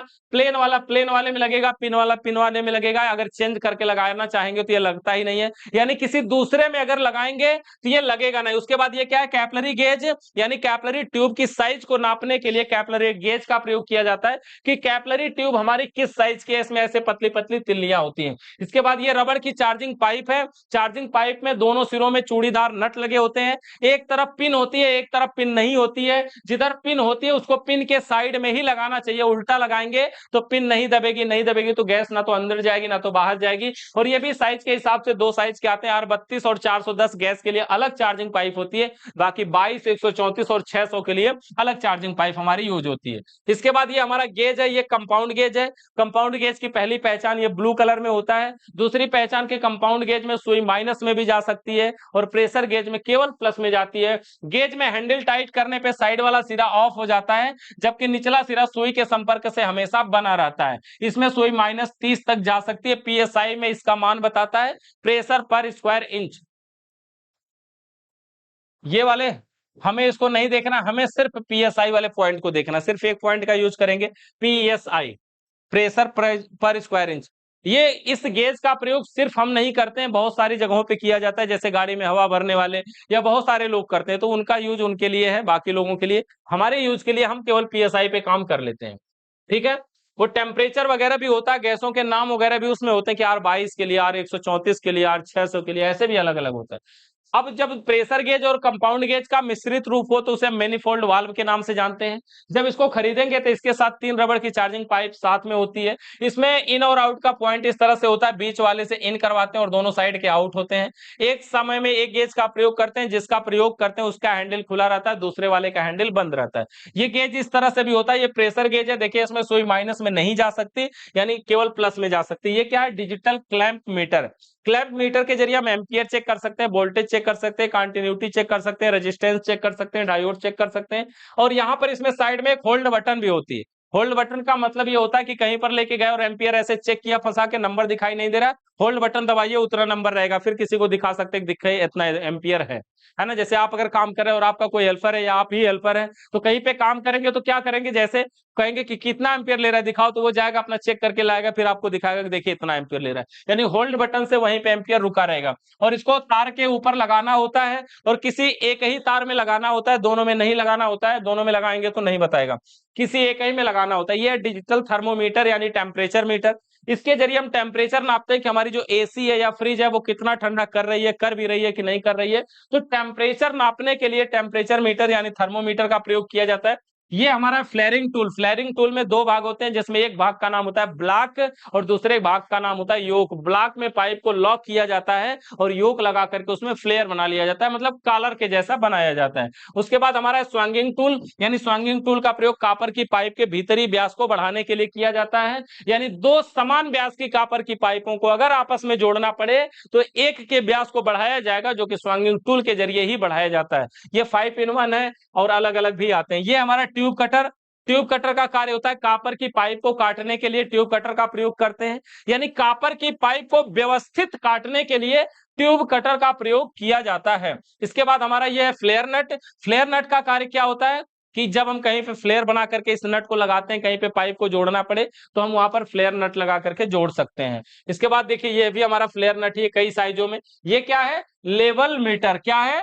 Level meter. इसके जरिए एसी फ्रिज या इंस्टॉल करते समय, कुछ लगाते समय या टीवी इंस्टॉल करते समय हम उसका लेवल देखते हैं कि वो सीधे पोजीशन में है या फिर नहीं है। उसके बाद देखिए यहाँ पर ये क्या है? Pipe bender. कापर की पाइप को व्यवस्थित यानी बढ़िया तरीके से मोड़ने के लिए पाइप बेंडर का प्रयोग करते हैं। ये 3 in 1 में भी आता है, सिंगल भी आता है और ये स्प्रिंग में भी आता है। स्प्रिंग इनर साइड और आउटर साइड दोनों में आती है, यानी पाइप के अंदर डाल के मोड़ना है या पाइप इसमें डाल के मोड़ना है, दोनों तरीके के आते हैं, जैसा चाहे ले सकते हैं। उसके बाद देखिए ये हमारे कैन है, ये गैस है, रेफ्रिजरेंट है।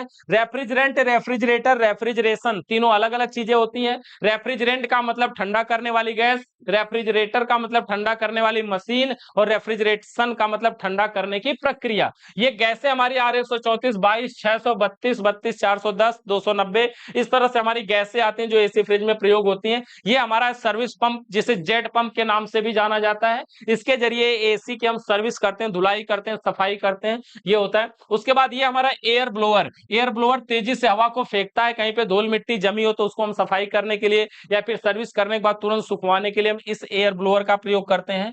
उसके बाद ये क्या है? AC service jacket. AC service jacket के अंदर हम केवल स्प्लिट एसी के इंडोर की सर्विस करते समय इस जैकेट का प्रयोग करते हैं, ताकि घर में कचरा ना हो, यानी पानी इधर उधर ना फैले। इसके बाद हमारा है क्या? टी गोटी यानी टी रिंच। ये टी रिंच और टी गोटी अलग अलग भी आते हैं, एक में भी आते हैं, जैसा चाहे ले सकते हैं। उसके बाद है टेपलान टेप।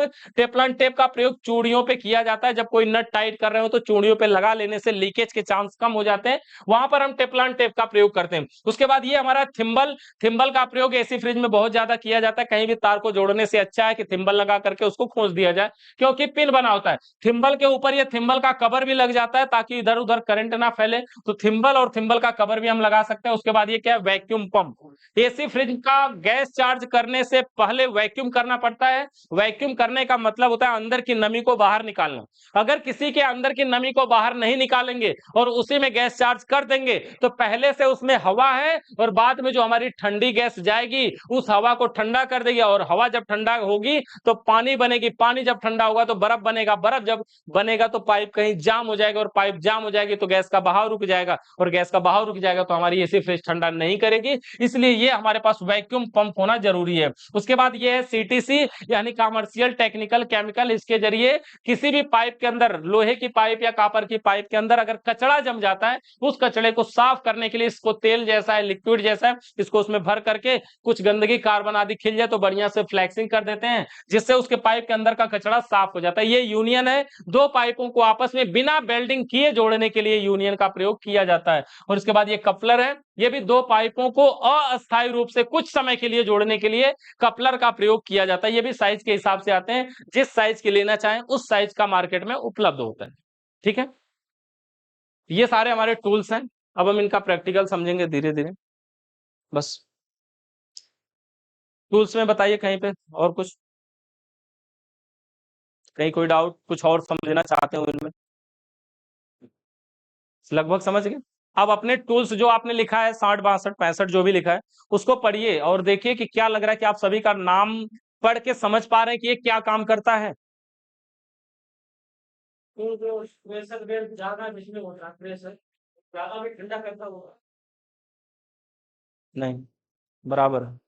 मतलब जो हाई प्रेशर गैसें हैं वो ज्यादा ठंडा करती होंगी, तो ऐसा नहीं, सब बराबर है ठंडा करती। एसी भी उतना ठंडा करती है, 22 वाली भी गैस एसी उतना ठंडा करती नहीं, है। हाँ, गैस किसी चीज में ज्यादा भर देंगे तो भी कम ठंडा होगा, कम भरेंगे तो भी ठंडा होगा। हाँ, कम करना पड़ेगा। आदमी ज्यादा खा ले तो भी मर सकता है, इसका ये मतलब। नहीं मरेगा तो बीमार तो रहेगा ही हमेशा। वो, हाँ हाँ, वो लिखवाएंगे नहीं, वो याद हो जाएगा आपको भरते भरते। यहीं भरेंगे तभी याद हो जाएगा। मतलब ये नहीं करे कि घर जाके याद होगा, यही याद हो जाएगा। सर यहाँ महसूस करेंगे, हाँ, वो बिल्कुल फाइन रहेगा। प्रेशर वर्क, वैक्यूम के बाद प्रेशर भी बढ़ते हैं। हम्म, प्रक्रिया आएगा वो, हाँ, वैक्यूम करेंगे इतने जानिए। करने से क्या होगा, वो फ्रिज में जब जाएंगे तो समझिए।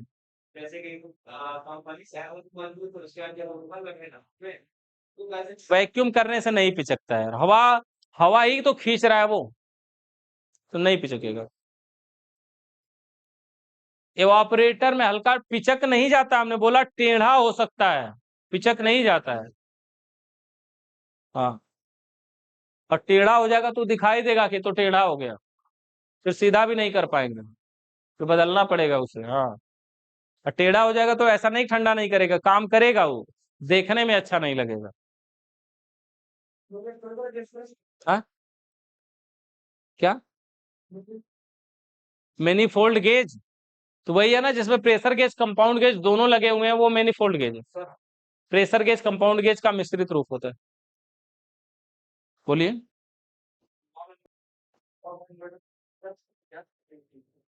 क्या नॉन इन्वर्टर